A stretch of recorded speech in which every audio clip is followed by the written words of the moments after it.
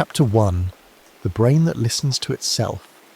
You close your eyes, and somewhere deep inside your head, beneath the hush of thought and the slowing rhythm of breath, a forest stirs. It is not made of trees or soil, but of cells and light, yet it feels just as ancient. This is the brain, not as a machine, but as a living, listening landscape. Each moment you have ever lived has brushed its branches, pressed gently upon its mossy floor, and left a footprint. Every experience, every emotion, every quiet moment of noticing the world, it has carved new trails, winding softly through this hidden terrain. Picture it now, a forest at dawn. The light is pale and golden, barely touching the tops of the leaves. The ground is soft beneath your feet. There are trails here, some well-trodden, familiar like the paths you take when brushing your teeth or greeting someone you love. But others are newer, less certain, winding through areas that have only just begun to awaken. In this quiet world inside your skull, nothing is still. With every new step, every new thought, sensation or memory, the earth beneath you shifts, slightly but surely. What you think becomes where you walk. What you feel becomes how the forest grows, and just like that, the mind begins to listen. It listens to your choices, to your fears and hopes. It remembers what you return to, and it changes, not loudly, not all at once, but like roots moving underground, subtle, patient, transformative. This is neuroplasticity, the word we give to the forest's ability to grow in new directions. But for now, don't worry about names, just feel it, that even as you rest, your mind is listening. The soil beneath your thoughts is shifting, ready to become something new. Not because you force it, but because that is what it was born to do. Listen, grow, and change. Electric stenas. Beneath the canopy of this inner forest, there is a deeper silence. Not the silence of emptiness, but of deep attention. Here the air hums with life, not with words, but with something older, something stranger. Tiny sparks dance from branch to branch, invisible currents leaping like fireflies across the twilight mind. These are neurons, your brain's quiet stars. They do not speak in language. They do not build with tools, but they communicate endlessly across a vast, shimmering network. Like distant thunderstorms on the horizon, their electricity flashes across the sky of the brain. A single thought, a memory, a feeling in your chest that you can't quite name. All of it begins with these flickers. Imagine standing at the edge of a meadow as a storm rolls in. You don't hear it at first. You feel it. That strange pressure in the air. Then faintly a distant rumble. Then lightning, dancing across the clouds like silver thread unravelling. This is what your brain does when you listen, when you imagine, when you simply breathe. A quiet electricity courses through the forest, and with each flicker, something shifts. But what's most astonishing is not that these pulses happen, it's that they happen in silence. You don't hear them, you don't command them. They simply arise, guided by sensation, by learning, by the pulse of emotion moving through the body like wind through leaves. Neurons pass their messages through touch, not the kind you feel on your skin, but a microscopic intimacy. A brush, a signal, a cascade. And where they touch most often, the pathways grow stronger. The forest remembers. It reinforces what is needed.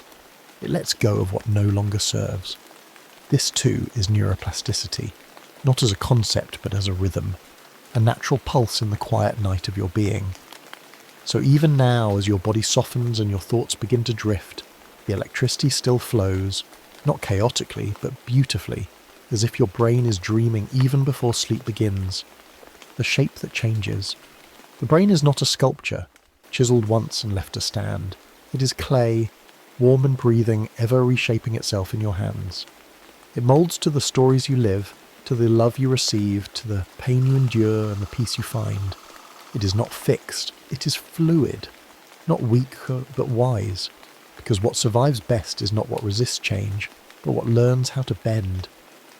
We were once told the brain was set, finished in childhood, locked in patterns, but the truth is gentler and more magical. Your brain is always listening, always watching, always becoming. If you stop using a path, the leaves grow over it. If you walk it often, the soil compacts, the trees part. And sometimes, when life demands it, A whole new trail must be forged through unfamiliar terrain. This happens when you learn something new, when you begin again after loss, when you choose to see something differently. A belief dissolves, a memory is recast, a habit breaks like frost thawing under spring sun. Even trauma, which leaves deep and painful grooves in the mind, can be softened, not erased, but reintegrated. The forest does not forget where fire once burned, but new life can grow there. Tender, yes, but real. This is the deep beauty of neuroplasticity. That change is not just possible, it is natural. The brain does not wait to be healed before it begins again. It simply adapts, patiently, silently. It follows your gaze and listens to your story. It asks, softly, what shall we become today? And the answer is not a destination, it's a direction. A leaning toward light, like a seedling stretching in the dark. Change does not mean abandoning who you were. It means honouring what still wants to grow. Born to adapt. From the very first moment, before your first word, before your first memory, your brain was already in motion. You arrived into the world not as a blank slate, but as a field of potential. Your mind, even in infancy, was reaching for warmth, for connection, for the meaning behind every and cry. Even the earliest sounds of a mother's voice begin shaping the forest. Neurons respond, patterns are born, and long before you understand the world, your brain has already started to mirror it. Every touch, every lullaby, every heartbeat you heard from the inside. These became blueprints, the roots of empathy, the maps of safety. You were not simply learning to move, you were learning to belong. And as you grew, the adaptability only deepened. When you stumbled, your brain rewired. When you explored, it expanded. When you played, it formed patterns of joy. The more you engaged, the more intricate the forest became. Even now, as an adult, this process has not stopped. The brain does not age by becoming fixed. It ages by deepening its responses, by refining what matters, pruning what no longer does, and opening to the possibility of new growth even in the twilight years. This is not just a scientific truth, it is a spiritual one. You are not static. You are not broken if you have changed. You are alive, which means you are still becoming. So let this chapter settle in your heart like a seed, quiet but ready. Know that the very thing you use to understand this story, your brain, is reshaping itself even now. It listens to what you love, it remembers what you repeat, and it is ready, always, to begin again. And perhaps tonight, as sleep takes you by the hand, you can rest in that knowing that no matter what has come before, you carry a forest inside you, a forest that listens, a forest that grows, a forest that, even in the silence, is alive. Chapter 2. A Symphony in Shadows. There is a place beneath your thoughts, beneath the chatter, beneath the planning, beneath the names and numbers and ideas you carry through the day. A place of soft currents and dim light. You do not speak here, you do not need to. This is the quiet landscape of your subconscious mind and the realm of drifting impressions and forgotten sighs, where your brain continues to shape you long after your awareness turns away. You're not conscious of this place most of the time, but it is always there, always listening, always arranging. Imagine a vast sea at night. No wind, no sound, just the slow ebb and flow of deep, unseen water. Beneath the surface, coral reefs shift, currents twist, and the ocean's floor gently stirs with life. Your brain is like this, calm on the outside, alive underneath.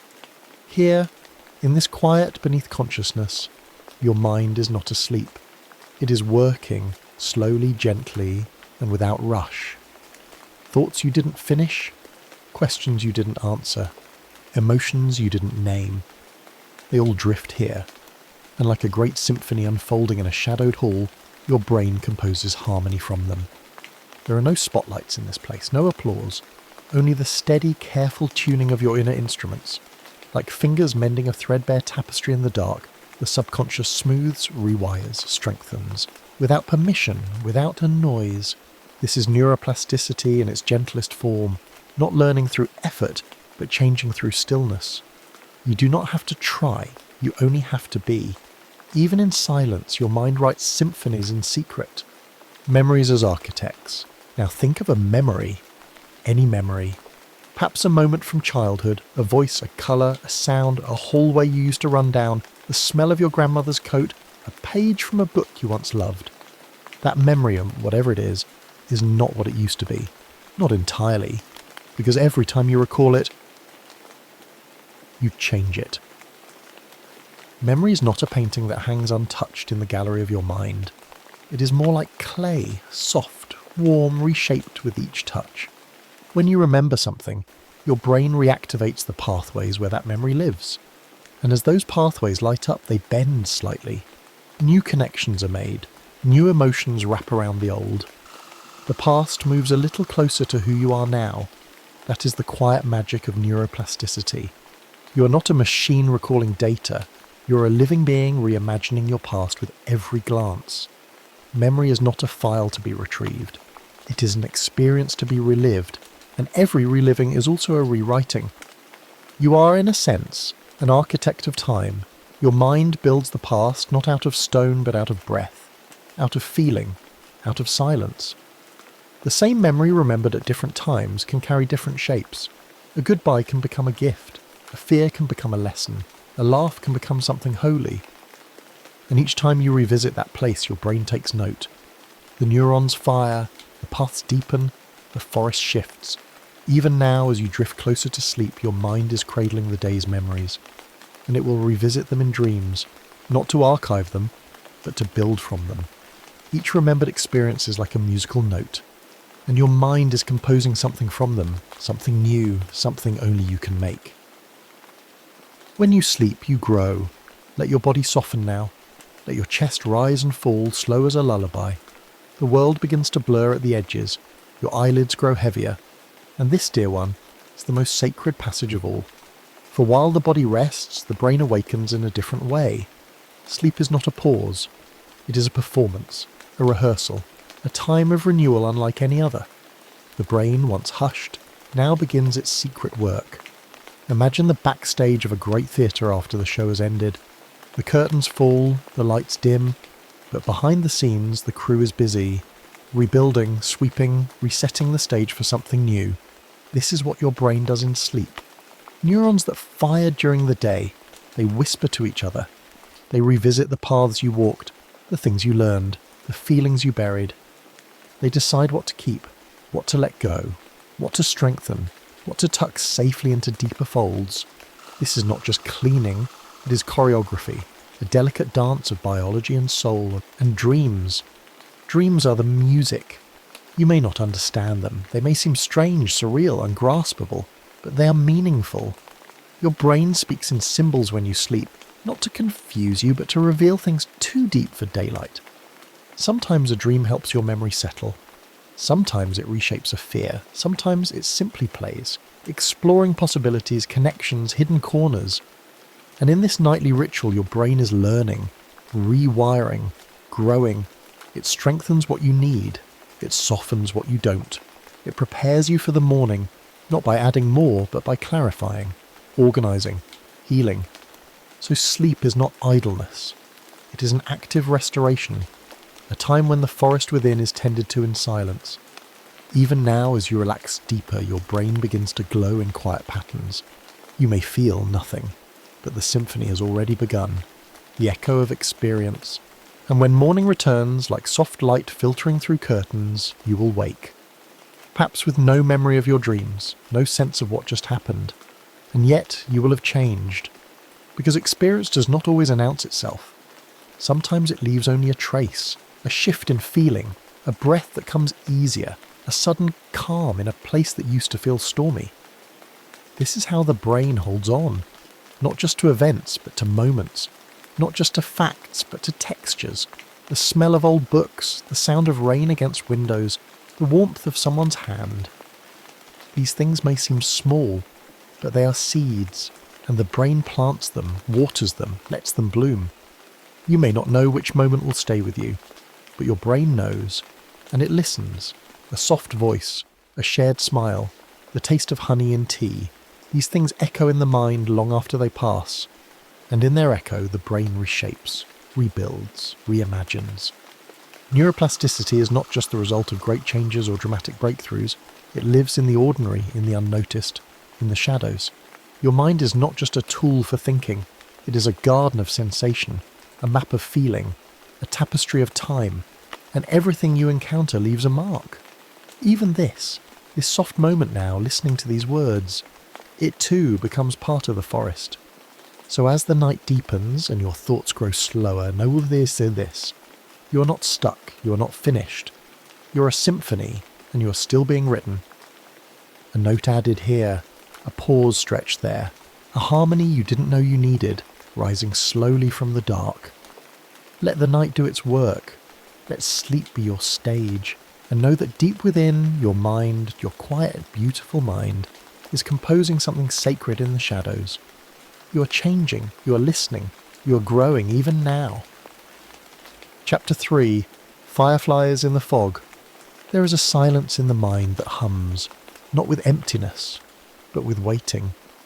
Like a theatre just before the curtain rises, the stage is dim, soft, filled with the potential of something about to begin. In this great ballroom of the brain, dancers stir, tiny, electric and unseen. Neurons, they're called, but tonight think of them as lights that move with rhythm. Not the kind of rhythm you hear, but the kind you feel deep in your chest. It's like the quiet pulse of a fire glowing in the night. Imagine these dancers, millions of them, gliding across a floor made not of wood or stone, but of memory. They spin, they bow, they reach for one another, arms extended not in gesture, but in signal. Between each outstretched limb there is a space, a gap, a breath, and then connection, a leap of light from one to the next. This is how the thoughts move, not in straight lines, but in dances. They don't march, they sway. They are not commands, they are invitations. When one neuron is stirred, it awakens its neighbour with a flicker, a whisper, a spark. It's not unlike watching fireflies pulse on a summer field, each one blinking to the next in an unspoken harmony. Every idea you've ever had, every word, every image, every feeling begins in this quiet waltz of electricity. And though it happens in less than a blink, it is a miracle repeated over and over again, day after day, night after night. A million dancers moving at once in the ballroom of your being, writing who you are into the space between each step. How learning leaves a mark. There is something delicate about repetition. Not the dull kind, not the monotonous tick of sameness, but the slow engraving of meaning. When you learn something, truly learn it, you don't just store it like a file in a cabinet. You shape it. You press it into the soft clay of your mind. Imagine a path through a foggy forest. At first, it's barely there. Only a few broken twigs, a hint of tread. But the more you walk it, the clearer it becomes. The fog doesn't vanish, but the ground remembers. The brain works the same way. Every time you repeat a thought, a movement, a feeling of the trail deepens. The earth beneath your feet becomes firmer. The trees part a little wider. The science behind this is called long-term potentiation, but tonight it feels more like carving. With each repetition, the fireflies of thought flicker in the same pattern, and the rhythm grows easier, smoother, more certain. A melody takes shape, no longer just noise in the dark. This is why the first time is always the hardest. A new dance, unfamiliar, but the second, the third, the 10th, the body remembers. The fingers glide more easily over the strings. The word comes quicker to the tongue. The emotion visits less like a stranger, more like a guest. In this way, we become the sum of our small repeated moments. Not in the grandeur of our thoughts, but in the quiet persistence of our patterns. Every time you choose to try again, your brain responds, not with resistance, but with recognition. It moulds, it shapes, it remembers, like fog parting just slightly wider each time you return. Synaptic sparks. Now let us pause and look closer. Beneath all the dancing, beneath the path and the carving, there are sparks. Small, silent, sacred sparks. These do not burn and they do not hurt. They illuminate. Between each neuron lies a space, a synapse, invisible, untouchable, but alive. When one neuron is stirred, it sends out a message not by shouting but by releasing droplets, like rain from a cloud that doesn't fall but hovers. These droplets are called neurotransmitters, but let us call them glimmers. A glimmer floats across that invisible space and reaches the next cell, and when it lands, it changes something. A door opens, a light turns on, a tiny signal flutters awake. It is here, in this moment of quiet passage, that thought becomes real. These are not the fireworks we see in the sky, loud and bold.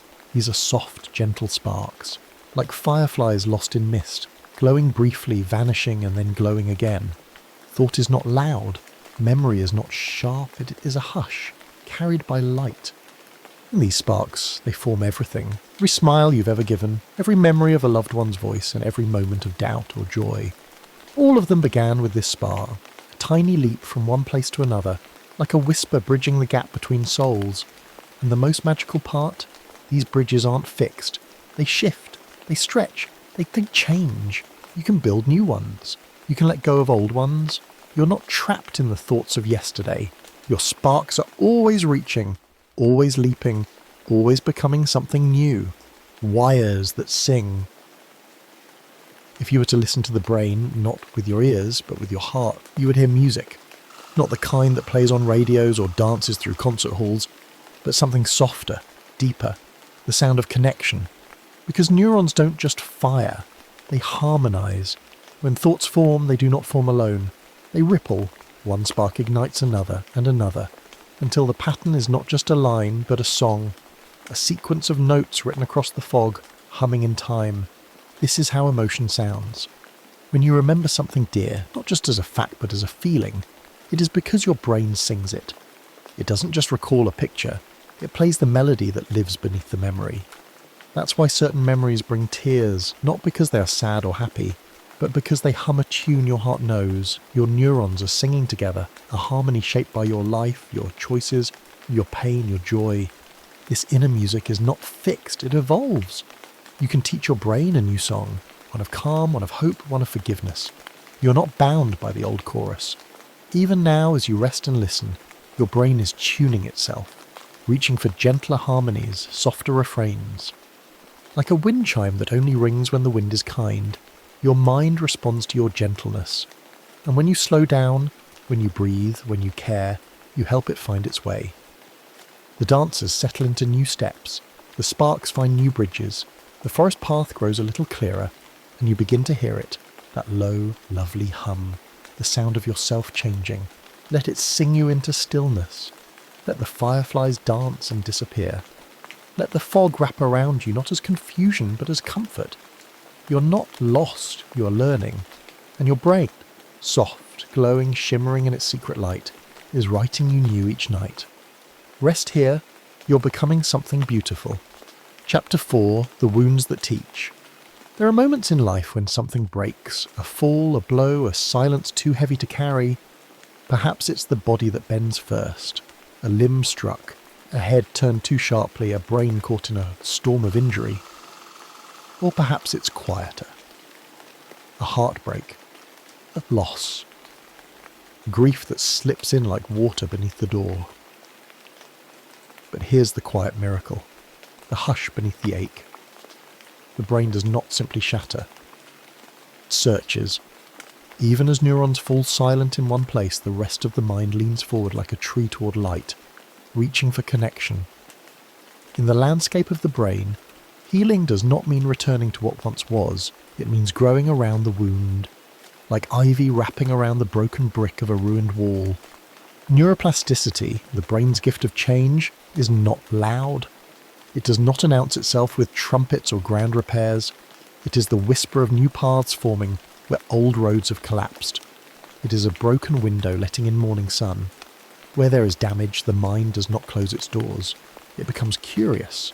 How else might I move, speak, love, think? And slowly, day by day, it tries. A stroke may still speech. A fall may take movement. But deep in the quiet woods of the brain, other areas begin to stir, unused, unfamiliar but capable. There is no perfect replacement, but there is light. And where light enters, something stirs. It is the beginning of something new, something not asked for, yet still full of life. In these cracks, Healing does not erase the pain, it grows through it. It turns injury into invitation, an invitation to change, and the brain, soft and electric, says yes. The language of recovery. Let us enter the body now, into the homes of those who have lost the ability to speak, to walk, to remember a name they once whispered 1,000 times. After a stroke, the body may forget itself and forget how to lift a fork, how to shape words with lips that once sang lullabies. But something sacred begins quietly in the days after, in the repetition, the small movements, the stubborn sounds of the attempt. Recovery is not linear. It is not swift. It is not even certain. But it is real. And it is made of plastic, not the kind that bends in your hands, but the kind that reshapes the soul of the brain. Neurons that once sat in silence are recruited to speak a new language. Areas that once watched in the background take the stage. If speech was once housed in the left hemisphere, and that house collapses, the right hemisphere, shy, hesitant, may begin to learn to speak. You may notice this in someone you love, a grandparent slowly finding their voice again, a friend learning to walk with a new rhythm. Each effort is not just physical, it is the mind rerouting itself, drawing blueprints for bridges that never existed before. And each success, no matter how small, sends a signal. Yes, here, this way. Therapists, doctors and loved ones become map makers, guiding, repeating, praising. Every act of kindness is a tiny neural spark. Every patient repetition is a trail through the woods cleared leaf by the leaf, and slowly function returns. Not always in full, not always the same, but enough. Enough to write a name, enough to smile again, enough to climb the steps of a memory and rest there. This is not a miracle. It is science woven with hope. It is neuroplasticity. It is the brain, forever rewriting itself. Not because it must, but because it can. Emotional plasticity. And what are the wounds that do not show up on scans? What are the heartbreaks that bruise the spirit? The betrayals that fracture trust? The griefs that bend us without breaking us? These are injuries too, and the brain feels them deeply. Emotional pain lights up regions of the brain not unlike physical pain. The anterior cingulate cortex, the insula. When someone leaves us, when words cut us, when we carry shame or sorrow or rage, the brain burns just the same. But here too there is plasticity. Therapy is not just talking, it is wiring. Every time we tell our story and someone listens with warmth, new circuits are drawn. When we practice compassion or forgiveness or patience, we are not simply being moral, we are being neural. Imagine the mind like a river. Trauma digs deep channels, memories flowing over and over through the same carved paths. But healing builds tributaries. With enough time, enough love, enough silence, the water begins to flow elsewhere. Meditation changes structure. Mindfulness thickens the cortex. Gratitude shifts the amygdala's response to fear. These are not philosophies. They are biology. They are proof that we are never trapped in our minds. Even love, gentle, persistent, unearned, has power. When someone is kind to us when we cannot repay it, when they sit beside our brokenness and stay, the brain notices. Trust once shattered begins to rebuild its ladder, rung by fragile rung. Neuroplasticity is not just about movement and memory, it is also about meaning. You can learn to feel again, to hope again, to believe that not everything hurts forever. The wounds that feel deepest are not signs of weakness. They are the places where new maps are drawn. And each time you choose peace over panic, curiosity over avoidance, kindness over numbness, the brain rewires itself, one thread at a time. Hope as a neural pathway. What is hope truly? Is it a wish? A flame? A lie we whisper to keep from falling apart? Or is it something more, something so physical, so real it can be seen in the folds of the brain like a trail of light through the trees? Hope is a direction, a motion, a quiet leaning forward. And in the realm of neuroplasticity, it becomes a pathway. It's more than belief. It's the reason someone tries again, speaks again, gets up again, even when the road is hard, even when there is no map. In studies of recovery, those who believe they will heal are far more likely to create the neural scaffolding that supports that healing. Not because belief itself heals, but because belief opens the door to effort, and effort carves the path. When you repeat something, say you still, a movement, a mantra, a habit of kindness, neurons begin to myelinate, wrapping themselves in the insulation that makes their signals stronger and faster. Hope gives reason to repeat, and repetition reshapes the brain. This is how we recover. This is how we begin again, through hope, through practice, through patience, and yes, through others. The presence of one kind hand, one voice saying, "You're doing well," one heart willing to walk beside you, these things are not sentimental, they are structural. The social brain thrives in support, and healing is never truly solitary. So if you are listening now, wrapped in quiet and searching for comfort, know this: you are not stuck, you are not broken. The map inside you is not finished. There are pathways yet to be written. There are bridges that will grow where no road has gone. There is light that will find you through the cracks. And one day, not far from now, your mind will carry you somewhere softer, not because it forgot the pain, but because it built something beautiful around it. Sleep now, traveller of the inner sky. The storm has passed, the map is waiting, and every dream tonight is a step toward healing. Chapter 5, The Map That Moves. Close your eyes for a moment and imagine your brain not as a cold machine or a puzzle of wires, but as a vast luminous painting, alive, humming, and always in motion. This painting is not done in oils or pastel, but in electric light, whispered pulses, and silent rhythms. It is a canvas made of cortex, a surface just a few millimeters thick, yet it holds the orchestra of your life, the brushstrokes of sight, the texture of touch, the melodies of language.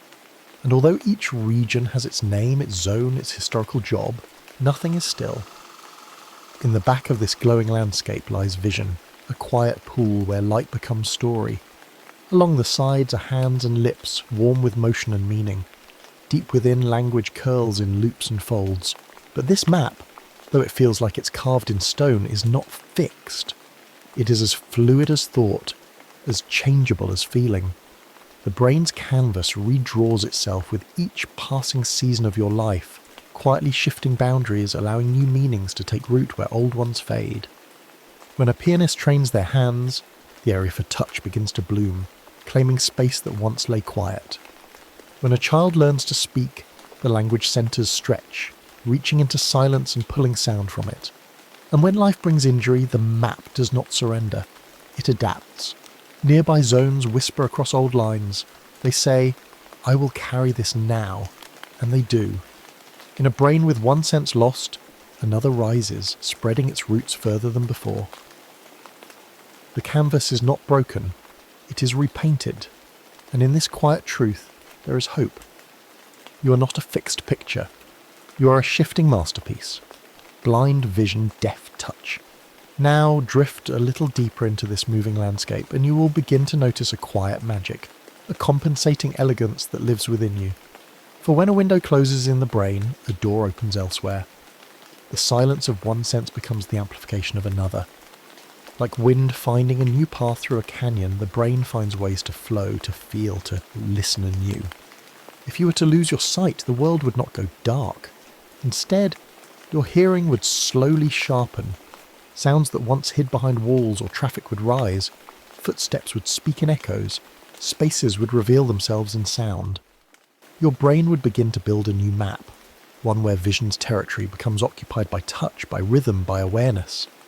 And if hearing fades, the fingers may grow more curious, more awake. Touch becomes language. The vibration of footsteps across the floor becomes a story. The skin becomes a listener, a reader of the world. There are studies, gentle and poetic, that show how the visual cortex, once reserved for sight, awakens to the sound of music in someone who has gone blind. It lights up not in protest, but in joy, welcoming new meaning, allowing itself to be useful again. This is not just compensation, it is adaptation, graceful, wise, ancient. Your brain does not mourn the past, it reorganizes the future. And in this reorganization, there is not just survival, but brilliance. You do not merely lose and cope, you transform and rise. The map that moves becomes a mirror, showing the soul's will to keep growing even in the face of silence. The geography of learning. Now, let us walk together through a softer path. A trail carved not by loss but by growth. Every time you learn something, a word, a movement, a pattern of thought, your brain changes its own geography. It is as if you're hiking through the mind, laying down new roads, drawing new borders, building bridges between old memories and fresh discoveries. When you practice a new skill, or juggling perhaps, or a new language, the effort at first feels clumsy. You stumble, you reach, but what you cannot see is that inside your head, neurons are reaching too, reaching for each other, building roads where none existed. These roads begin as footpaths, faint and slow, but with repetition they grow into highways. The brain thickens in regions you use, it thins in places you abandon. It learns what to keep and what to let go. This is the geography of learning, a living land shaped by use and intention. And as you study, as you play, as you dream new things into being, your map grows richer. It does not just mark what you know, it becomes the shape of how you know. In childhood, this reshaping happens quickly, like springtime. In adulthood, it slows, but it never stops. Even tonight, as you drift into sleep, your brain is filing, sorting, stitching new lessons into its living quilt. The hippocampus, a small seahorse-shaped structure, gently places today's stories into the long shelf of memory. Each sunrise brings a slightly new brain, and every piece of wisdom, every habit formed, is like a stone placed on a trail. Over time, that trail becomes a path. The path becomes a road, and the road becomes a new country of thought, one only you have ever walked. The brain you build. And now, as we float into the final hush of this chapter, let this be a soft reminder: the brain you live with is not a finished sculpture. It is not a sentence already written. It is a field that grows what you plant. With each quiet morning you choose stillness, the regions of attention grow calm and wide. With each poem you read, each story you write, the folds of language deepen. When you practice kindness, the circuits of empathy light up, becoming easier to reach next time. And when you rest, truly rest, your brain repairs, cleans, restores. It does not ask for perfection. It only asks for presence. The choices you make, what to notice, what to return to, what to believe, they shape the map. They tell the brain, this matters, and the brain listens. It does not argue. It moulds itself around what you return to. This is the quiet power you hold, even now, in this moment of soft breathing and slowing thoughts. You're not trapped in the brain you were born with. You're not doomed to live by old patterns. You're building new ones, even now, in silence, in stillness, in wonder. So as you close your eyes, as the stars of thought begin to dim and the landscape softens, remember, the map is moving. The land is not self. You're not just dreaming, you're reshaping yourself. One thought at a time, one breath at a time, one peaceful night at a time. Sleep gently now, builder of minds. Your map awaits tomorrow. Chapter 6. Thoughts that sculpt the mind. Let yourself sink into the softness of this moment. Feel the hush settle around you, the gentle hum of your own presence. Beneath your skin, within the folds of your brain, something ancient is stirring. Not noise, not light, but pattern, rhythm, repetition. Every thought you've ever had leaves a trace like footsteps in fresh snow. And when a thought is walked often, when it is repeated daily, unconsciously, softly or sharply, it becomes a trail. The brain begins to favour this trail. Like a forest path cleared over seasons, it widens, it quickens, it becomes a highway. These highways of habit are not built with intention alone. They are built with frequency. A self-doubt repeated becomes more familiar. A hope revisited becomes easier to find. The brain, kind and efficient, follows what it knows. Not because it is right, but because it is practiced. If every morning begins with worry, the brain will learn to start there. If every night closes with gratitude, the mind begins to rest in its warmth. You're not imprisoned by these roads. You're walking them. You can pause, you can turn, but first you must see them. Close your eyes now and imagine your thoughts as currents of wind, carving into soft earth. Imagine that your most frequent thoughts are etching rivers into the soil of your mind. What are those rivers? Where do they lead? Do they drain you, or do they water your inner fields? You are not just a traveller on these highways. You are the one who lays the stone. You choose what gets paved. And every day, with each repeated thought, chosen or unconscious, you become a little more familiar with a certain kind of world, the one you return to most. Emotions leave echoes. Now take a breath, slow and steady, and listen for something more delicate, the tremble of feeling beneath the words, the unseen music that plays through every thought. Emotion. It is not separate from the mind, it is part of the architecture. Each emotion you feel releases a tide of chemistry into your brain. Joy spills warmth, fear sharpens, grief cools. These are not poetic metaphors, they are physical realities.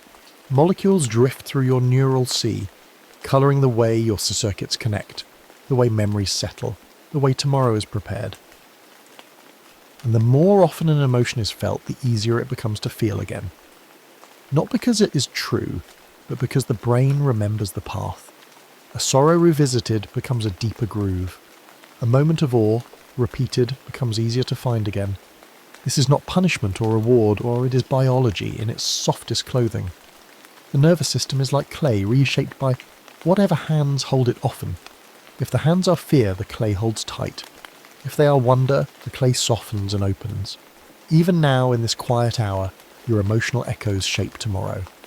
A single night of peace can bring morning clarity. A brief smile can ease a pattern of tension. The mind listens closely to how it feels, and it changes accordingly. What feelings are you feeding softly, daily, without knowing?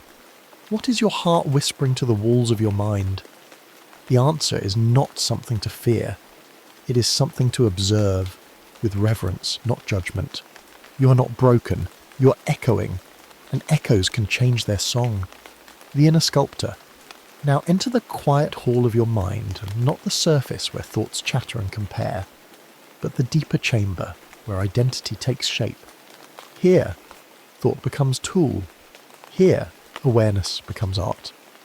Imagine your brain as a great block of stone. Each day your thoughts arrive like a gentle chisel, not one blow, but thousands, small, persistent, barely noticed. A belief you repeat, a memory you revisit, a phrase you whisper to yourself beneath your breath. These shape you, not all at once, but steadily. I can't. I'm not enough. I'm always anxious. These are chisels too, not because they are true, but because they are repeated, and like water shaping rock, they mould the contours of the mind. But so do other words. I'm learning. I am worthy. This moment is enough. These two carve stone. These two create a face in the marble. You are the sculptor, you are the sculpted, and the mind does not demand perfection. It asks only for honesty. It shapes what it is shown. If you dwell on pain, it builds armour. If you dwell on beauty, it builds openness. This is not a call to force false hope. It is a whisper to observe the hand you hold the chisel with. Are you sculpting with care or with haste? Do you pause to admire what is forming, or do you strike without looking? The masterpiece is not in being perfect. The masterpiece is in becoming. And tonight, as you rest, the sculpture continues, gently, softly, one breath at a time, turning toward peace. And now we arrive slowly into the most sacred corner of this chapter, a place where science and spirit lie down side by side and agree on something silent. Peace is not just a feeling, it is a practice, and more than that, it is a physical act of transformation. When you sit in silence, when you breathe deeply, and return your thoughts like leaves to a still stream, your brain listens. When you close your eyes and speak softly to the divine, or to yourself, the neurons gather differently. Circuits of compassion flicker to life. Waves of calm ripple through the limbic sea. Meditation, prayer, gratitude, these are not wishful things. They are rewiring tools. Each time you thank the day, you lay a thread of safety in your map. Each moment you choose stillness, your mind quiets its defences, and slowly a new road is built. Not away from life, but toward peace within it. The brain is not cold, it is listening. It changes for love, it changes for attention. It grows in the direction you face. And if you face the sky, not just in body but in thought, the mind begins to stretch toward light. This does not mean pain disappears, it means you hold it differently. You see your fears and soften around them. You notice your sorrow and breathe beside it. And in doing so, you build a different brain, one that bends but does not break, one that feels but does not drown. So let this be your invitation, not to fix yourself, but to notice yourself, to breathe with more kindness, to think with more love, to plant peace as a seed, even when the world feels cold. Because even in the darkest soil, something sacred can grow, and tomorrow when you wake, your brain will remember. It will recall this softness, this silence, this choice to turn gently toward peace, and it will begin to build a mind that welcomes you home. Sleep now, sculptor of thoughts. The chisel rests, the stone breathes, and the masterpiece, it continues. Chapter 7. The Brain in Love. Close your eyes and drift inward to the softest folds of your mind. Imagine the warmth of a gentle touch, the comfort of a voice that feels like home, or the steady rhythm of a heartbeat beside your own. In these moments, a quiet, shared, deeply human, something invisible stirs in your brain. A whisper of chemistry, soft and binding. A hormone called oxytocin begins to flow. This molecule is not loud. It does not rush like adrenaline or burn like fear. It moves like mist, like moonlight on still water. And yet its effects are profound. When you hug someone you trust, when you look into eyes that reflect safety, oxytocin is released, slowly, like a gentle tide. It moves through your bloodstream, then slips into your brain, where it begins to alter the shape of thought itself. Oxytocin is sometimes called the bonding hormone, the molecule of love. But it is not love itself. It is the scent of it, the shadow it leaves behind. It helps your neurons rewire so that another person's presence becomes tied to calm, to softness, to peace. Their face becomes a cue for comfort. Their voice, a signal of safety. The more time you spend with someone in warmth and trust, the more your brain begins to pair their existence with regulation, ease, serenity. This is not magic. It is biology woven into the soul. The brain learns who matters and builds little bridges to their memory. When you love someone, those bridges are reinforced with every smile, every moment of shared stillness, every silent act of being seen. And when they are near, or even just remembered, the nervous system softens and the body breathes more easily. So if you have ever wondered why love can feel like coming home, or why a single text from someone you care about can settle your heart, it is because your brain has changed for them.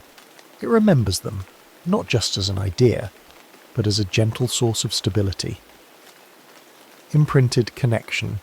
Now travel further back, before first kisses, before romantic promises, before you knew what love meant.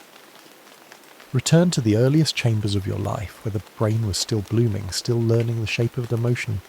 Here in childhood, attachment first took root, and the brain began to sketch its first maps of what love feels like.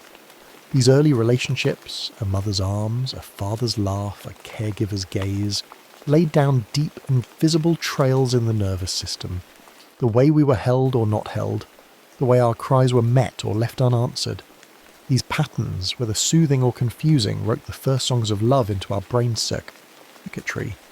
Imagine these early bonds as water tracing lines into soft clay. If love was steady, the clay shaped into openness. If love was chaotic, the clay hardened with caution. These imprints live deep within, often unnoticed, yet guiding how we respond to closeness throughout life. It's not always fair. Sometimes the emotional maps we inherit are marked with fear, with absence, with longing. But even these maps are changeable. The brain, ever plastic, does not stay fixed in its first impression. It is influenced, but not imprisoned. Still, the first blueprint matters. It becomes the lens through which we recognize love later. What feels familiar? What feels safe? Sometimes we seek what is known, not what is kind. But awareness begins the soft work of revision. To know the map is to begin redrawing it. And so, if love feels difficult, or closeness feels confusing, you are not broken. You are walking paths shaped long ago. And just by noticing, or with tenderness, not judgment, you begin to soften the edges. You begin to make room for new routes. The brain listens, even now. It listens to how you treat yourself, the plasticity of the heart. But what happens when love ends? When the hand you reached for lets go? When the voice you long to hear falls silent? The brain, so lovingly shaped by attachment, must now reconfigure itself around absence. Heartbreak is not just a metaphor, it is a neurological event. The circuits that once lit up in joy now echo with loss. The oxytocin that once flowed freely becomes still. The nervous system, once calm in their presence, must learn to soothe itself again. This is why separation hurts physically, why grief comes in waves, not thoughts. The body grieves with the mind.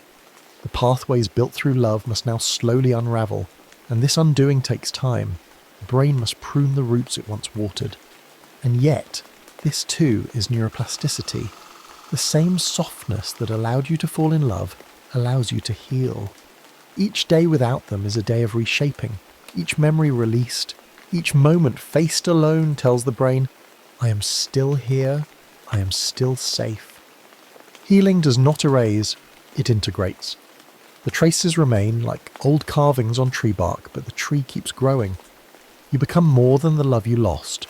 The heart learns new rhythms, the mind learns new safety, and slowly, gently, love becomes something you can carry inside yourself, not just in someone else. You may find that the very parts of your brain once lit by romantic connection begin to glow in other ways, through friendship, through art, through purpose. You may cry and those tears become new rivers of adaptation. You may smile again and that smile rewires everything. The brain does not forget, but it does forgive. It forgives you for loving. It forgives you for losing. And in time, it offers you the same gift again, the ability to trust, to attach, to hope. Safe in someone's thought. And now let the chapter drift toward its final breath, toward the quietest truth of all. Love does not always need presence. Sometimes just being thought of changes everything. Have you ever remembered someone who made you feel safe and noticed your breath slow? Have you ever imagined someone's kindness and felt your chest unclench? This is not imaginary comfort. It is neural reality. The memory of safety is enough to trigger the body's calm. When someone truly sees you and you feel loved, even once, your brain records it. That memory becomes a sanctuary. You can return to it. And when you do, the same regions of the brain light up again, like candles being relit in a sacred space. Studies show that emotional support, even imagined, lowers stress hormones, calms the heartbeat, and soothes the nervous system. You do not need constant touch to feel held. Sometimes love lives in remembrance, in imagination, in silence shared across time and space. Perhaps someone is thinking of you now, someone whose heart glows quietly at the memory of your smile. Perhaps their thought is a soft ripple, reaching you across unseen threads. You may never know, but your brain, your beautiful listening brain, responds anyway. It softens, it believes, it receives. This is the final miracle of love, that it does not end at distance, that it travels, that it lingers in the folds of memory and rests in the quiet curve of your spine. That even if the person is gone, the safety they offered can still be accessed, still be felt. So breathe now and return to one such thought. A face, a voice, a kindness. Let it wrap around you like a warm blanket. Let it hold you without asking for anything back. This is not illusion. This is neuroscience in its most tender form. You are not alone, not in thought, not in memory, and not in the chambers of your beautiful, ever-changing, ever-loving brain. Sleep now. Love is still here, and your brain remembers. Chapter 8. When you learn, you bloom. Close your eyes and picture a garden inside your mind, not made of petals or stems, but of branches that glow, reaching out from within. These are neurons, your brain's living trees. And every time you learn something new, each time you wonder, practice or notice, something miraculous happens. These trees begin to bloom. At the tips of each neuron are tiny branches called dendrites, so delicate, so beautifully fragile, yet endlessly alive. When you take in new information, these dendrites stretch, yet slowly, quietly, like leaves turning towards sunlight. They reach for each other, they seek connection, and when they meet, a new path is formed. Learning is not just remembering, it is growing. With every new idea you encounter, your brain becomes more complex, more colourful, more alive. It doesn't matter if the idea is large or small, a new word in a foreign language, the name of a flower, the feeling behind a melody. Each one is a seed. And with each seed, your mind becomes more of a forest. Dendrites bloom like blossoms in spring, synapses spark like fireflies in the evening. You're not just gathering knowledge, you're weaving light. This is the hidden beauty of learning. You cannot always feel it happening. It is not loud, it is not showy, it does not announce itself. But beneath the surface of your thoughts, something gentle is forming. New roots, new growth, new directions. So if you have ever felt the soft joy of understanding something new, or the subtle shift that comes when something once confusing becomes clear, that is the moment your garden bloomed. And it will bloom again. The art of struggle.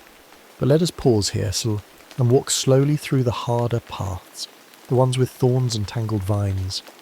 Because learning does not always feel like blooming. Sometimes it feels like stumbling, like being lost, like standing in the rain and seeing no growth at all.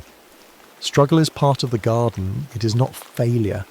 It is the breaking open of old soil, the straining of roots toward new depth. In the brain, challenge awakens hidden reserves. When something feels difficult, when you try and try again, the brain does not shut down. It gears up. It opens hidden doors. The pain of not knowing is fertile ground. It activates deeper layers of plasticity, signals your neurons to pay attention, to form new paths where none existed. Difficulty tells the brain, this matters, and in response it grows. When you first try something unfamiliar, riding a bicycle, solving a puzzle, learning a dance, the brain resists. It fumbles, but it is listening. Behind the awkwardness is the beginning of elegance. Behind the mistake is the map being drawn. The key is not speed. The key is repetition and kindness. To keep returning gently with patience. To let the soil rest between efforts. To water your attempts with care. Because every small effort, even the ones that feel fruitless, is noticed. Your brain does not grow in ease. It grows in effort. It responds to attention. And every time you try, even if you feel stuck, something is reaching beneath the surface. Something is breaking open, making room. Let yourself struggle. It means you are alive. It means you are learning. Curiosity as a compass. Now let's follow a brighter trail, one that winds through wonder. Because in the garden of the mind, there is one light that pulls everything toward growth. Curiosity. Curiosity is the compass of learning. It points you toward what you love before you understand it. It whispers, what if, and why not? It draws your eyes toward stars, your hands toward instruments, your heart toward mystery. When you are curious, your brain lights up. Neurotransmitters, gentle messengers, begin to flow. Dopamine sparkles like dew on petals, saying, yes, keep going, this matters. The circuits of motivation flicker awake. You lean in even before you know why. It is curiosity that makes a child ask the same question again and again. It is curiosity that makes a gardener study the leaves, that makes a dreamer look to the sky. And it is this same light that keeps your mind alive at any age. Curiosity doesn't demand answers. It opens doors. It invites you to walk without knowing what you'll find. And with every step you take, the brain adapts. It builds new maps. It widens its gaze. You don't need to be an expert to grow. You only need to wonder. You don't need to have a plan, only a question. So what are you curious about, even now, in this quiet space before sleep? What calls softly to your attention?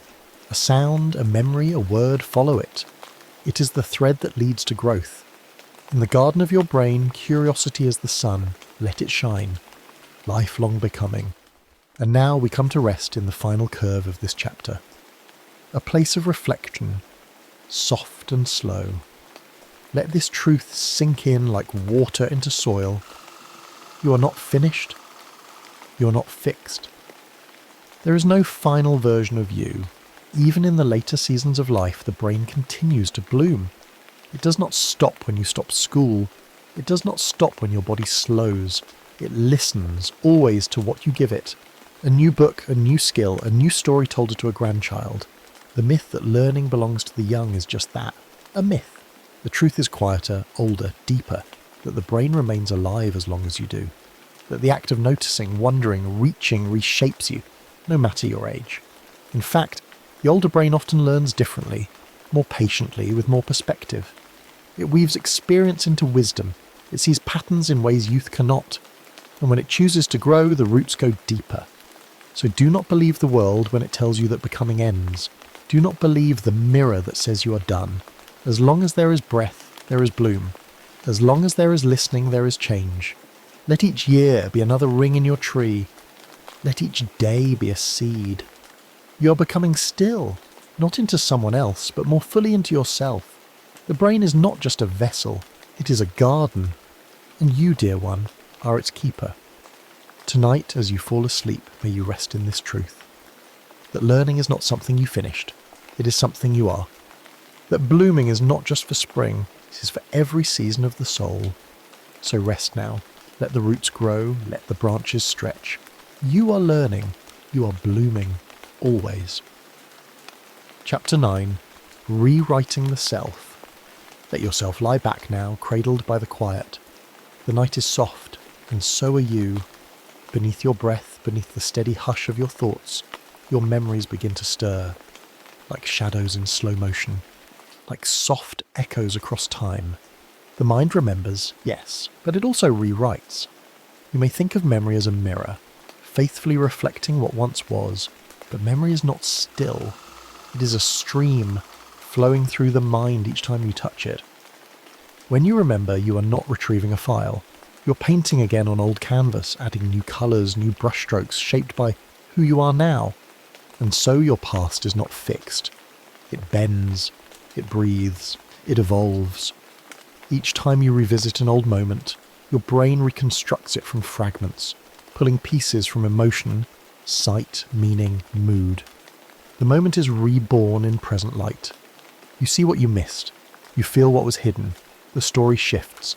If once you remembered failure, you may now see effort. If once you recalled loss, perhaps now you see love. The way you view your past is not a sentence carved in stone. It is a canvas painted over time, layered by reflection. The past is real, but its meaning is malleable. And that meaning, more than the event itself, shapes who you are. Your brain, this beautiful changing brain, stores memory, not just in data, but in emotion. It remembers not only what happened, but how it mattered to you. And with each quiet remembering, you reshape the narrative of who you are. You don't relive the past, you reshape its imprint. You edit the weight. You are not the you of yesterday. That version existed in a different constellation of thoughts, a different body of breath. Tonight, as you lie still beneath the weightlessness of stars, know this: your memories are yours to revisit, not to relive. You are not what happened to you. You are what you've made of it. You are the editor of your own origin story, and new pathways, new you.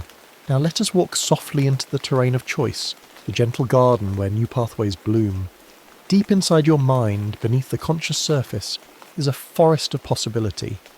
And every time you reflect, every time you write your story, speak your truth, or create something from silence, a new trail begins to form. Therapy, journaling, meditation, art. These are not just practices of feeling, they are acts of neuroplasticity. They are lanterns that light the darker corners of your mind and allow you to step into them without fear. Each time you tell your story with new understanding, your brain listens, and it begins to carve new meaning. When you sit with your own pain and offer yourself compassion instead of critique, new circuits bloom, soft as moss, firm as root. When you write a version of yourself that no longer blames or hides, but simply understands, the self is rewritten. It is not pretending, it is healing. And healing is slow, cyclical, sometimes barely visible, like carving through stone, not with force but with repetition, with the steady rhythm of truth-telling, with the silent courage of seeing things as they are, and choosing to shape them gently. You are not a name etched into the walls of your past.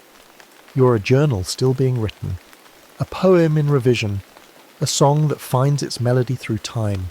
You are made of retellings, and the stories you speak aloud, even in whispers, begin to shift your sense of who you are. The you of today is shaped by the meanings you choose to carry, and you can choose again. That is the miracle of being human, the ability to rewire, to retell, to reclaim. With each moment of reflection, you alter the paths your neurons take. You pave a new trail, you lay down a new track. Let your insights be tools, not wounds. Let your reflections be seeds. The self is not a fact, it is a story. And you, dear dreamer, are its author. You're not locked in a role, you're learning your lines as you go. The brain forgives. And now enter the quiet sanctuary where even the hardest truths may soften. For there is something you must know, something rarely taught, but deeply true. The brain forgives, not automatically, not without process, but it is capable. It is wired for peace, not just pain. When you hold resentment, whether toward yourself or another, it lights familiar circuits. The mind loops, repeating the same flame, the same ache. The more often this is visited, the more rooted it becomes. The more you replay the hurt, the deeper the groove is carved. But just as pain repeats, so can healing. When you whisper, "I forgive," even if you're not yet sure how, something shifts. When you say, "I let go," even if only a little, the brain begins to make room. It does not erase the wound, it learns to stop guarding it. Forgiveness is not weakness, it is an act of neural strength. The amygdala, the part of the brain that senses threat, quiets when you forgive. The prefrontal cortex, the seat of compassion and future vision, awakens. The more you forgive, the more practiced your brain becomes at ease, at grace, at peace. Forgiveness does not say, "What happened was fine." It says, "I will not carry this anymore." And when you release what no longer feeds you, the brain begins to rewrite its script. The story becomes lighter. The burden becomes less. And the mind begins to associate memory not with pain, but with understanding. This is how your brain changes through mercy, not suddenly but quietly, like water smoothing a stone, like dawn melting frost. A shift not just in thought, but in chemistry, in rhythm, in perception. You are not your shame, you are not your regret, you are not the voice that once told you were broken, your breath, your presence, you are someone the brain can learn to love again, near from within. And if tonight you choose to forgive even a single moment, or even just the fact that it still hurts, your brain will respond, the pain will soften, the light will return, becoming again. Now let everything slow, let the thoughts settle, like snow in a glass globe after a storm. The light dims, the stars lean in, and we arrive in the softest truth of all, that you are allowed to change. You are becoming again. You are not your worst day. You are not your old habits. You are not your diagnosis, your disappointment, or your delay. You are not your most public failure, nor your most private ache. You are not your doubts, your missteps, your indecisions.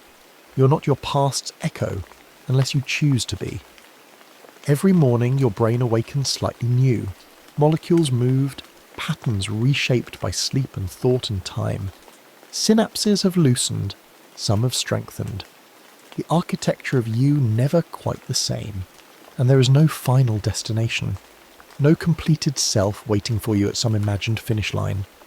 You're not meant to be done, you're meant to unfold. You're not a puzzle to solve, but a landscape to explore. You're not a fixed identity, but a living verb. This truth is not frightening, it is freeing, because it means your story is always in motion, that your brain can change because your life can change. Slowly, gently, with each choice to care, to notice, to grow. The labels you've worn, you can outgrow them. The beliefs you've held, you can lay them down. The version of yourself you no longer need, you can thank it and move forward. You're not a statue, you're a river. You're a sky that keeps opening, a tree that grows rings with each passing year, a breath that remakes the lungs each time it enters. So as you lie here now, drifting towards sleep, feel the grace of becoming. Feel the silence accept you not for who you were, but for who you are and who you're still becoming. Let this rest be an act of renewal. Let this moment of stillness be part of your story. There is space in you for new patterns. There is peace in knowing you are not done. There is beauty in knowing you are not alone. The brain does not seek perfections, it seeks presence. And presence is what you're offering now. Sleep now. The self you wake with tomorrow will be new, not entirely, but enough. Enough to take another step. Enough to soften, enough to bloom. You are rewriting the self, one breath one thought, one dream at a time. Chapter 10. The Quiet Power of Intention. Listen now, not to the sounds around you, but to the one that lives inside. The soft voice beneath the surface, the one that follows you through your day, the one you hear when no one else is near. This voice, your inner voice, is not just a whisper in your head. It is an architect, a builder, a gardener of thought. Each word it speaks, whether gentle or harsh, becomes part of the landscape your brain calls home. When you say to yourself, "I'm not enough," your brain listens. It doesn't question, it doesn't argue. It begins to build around that belief. Pathways form, emotions gather, and a mood settles in like a morning fog. But when you say, even softly, "I'm trying," something shifts. The brain opens, light begins to filter in. Neuroplasticity does not only respond to grand acts of learning, it responds to small, quiet repetitions, the phrases you repeat, the tone you use, the way you name yourself when no one else is watching. These are not background noise. They are instructions. You become the story you tell yourself. Not all at once, but in layers. A thought repeated is like a path walked again and again. The more it is walked, the easier it becomes to follow. The brain makes it familiar, efficient, automatic. So tonight, listen again. What does your voice say in moments of silence? What phrases bloom without permission? Are they kind? Are they fair? Are they yours? Or inherited echoes from someone else? And if they are not what you need, know this, you can rewrite them. You can change the script. Slowly, gently, word by word. The brain will not resist. It will reshape itself to your new voice. It will follow the tone you set. Let it be a voice of mercy, of grace, of warmth. A voice that says, "You are doing your best. You are learning. You are allowed to rest." This voice, your voice, becomes the world inside you. Let it be a world worth living in, rehearsing a better tomorrow. Now let your mind drift forward, not into fear or worry, but into wonder. Imagine a version of tomorrow where things go well, not perfectly, just peacefully. A version where you move with purpose and where you feel supported, where your presence is enough. This is not daydreaming, this is rehearsal. When you imagine a better future, your brain responds as if it is already beginning. The same regions that light up during real action also light up during vivid imagination. Your brain does not separate thought from preparation. When you visualize yourself speaking kindly, your circuits of empathy strengthen. When you imagine succeeding or simply enduring with grace, your brain builds the wiring for that path. It is not magic, it is practice, silent internal practice. The kind that builds confidence not from proof but from faith. And when you repeat it, this hopeful imagining, the path becomes clearer. You start to believe it. You start to walk toward it, even in tiny ways. The muscles of optimism, of self-belief begin to strengthen, and little by little your internal map expands. So take a moment here, close your eyes, picture something gentle ahead. Perhaps it is a morning where you wake with less weight. Perhaps it is a conversation where you feel heard. Perhaps it is simply you, moving through the day without fear. Let that vision be felt. Let it live in your chest. Let it spark something in your nervous system. Because it matters. It counts. The brain records it. And the next time you approach that real moment, it won't feel so new. Your mind will say, "I've been here before, I know how to walk this." And that, dear one, is how belief becomes biology. Thought becomes preparation. Hope becomes habit. Keep rehearsing, keep imagining. It is not foolish, it is neuroplasticity, wearing a dreamer's cloak. Kindness leaves a trace. Now let us turn toward the smallest gestures, the kind that seem too simple to matter. A smile you offer yourself in the mirror. A pause before judgment. A breath taken instead of a harsh word. These are not insignificant. They are signals. Each act of kindness toward others, yes, but especially toward yourself, leaves a chemical trace in the brain. A softness, a lightness, a release. When you show compassion, even quietly, your brain responds. It releases dopamine, the messenger of joy, serotonin, the quiet blanket of calm, oxytocin, the chemical of connection. These are not abstract. They are physical. They soothe your stress. They soften your inner world. And the brain remembers. It begins to pair kindness with safety. It associates love with learning. It lays down paths that make generosity easier next time. The more kind you are, the more kind you become. And this includes self-kindness, especially self-kindness. When you forgive your own delay, when you comfort your own shame, when you let yourself be human, the brain rewires.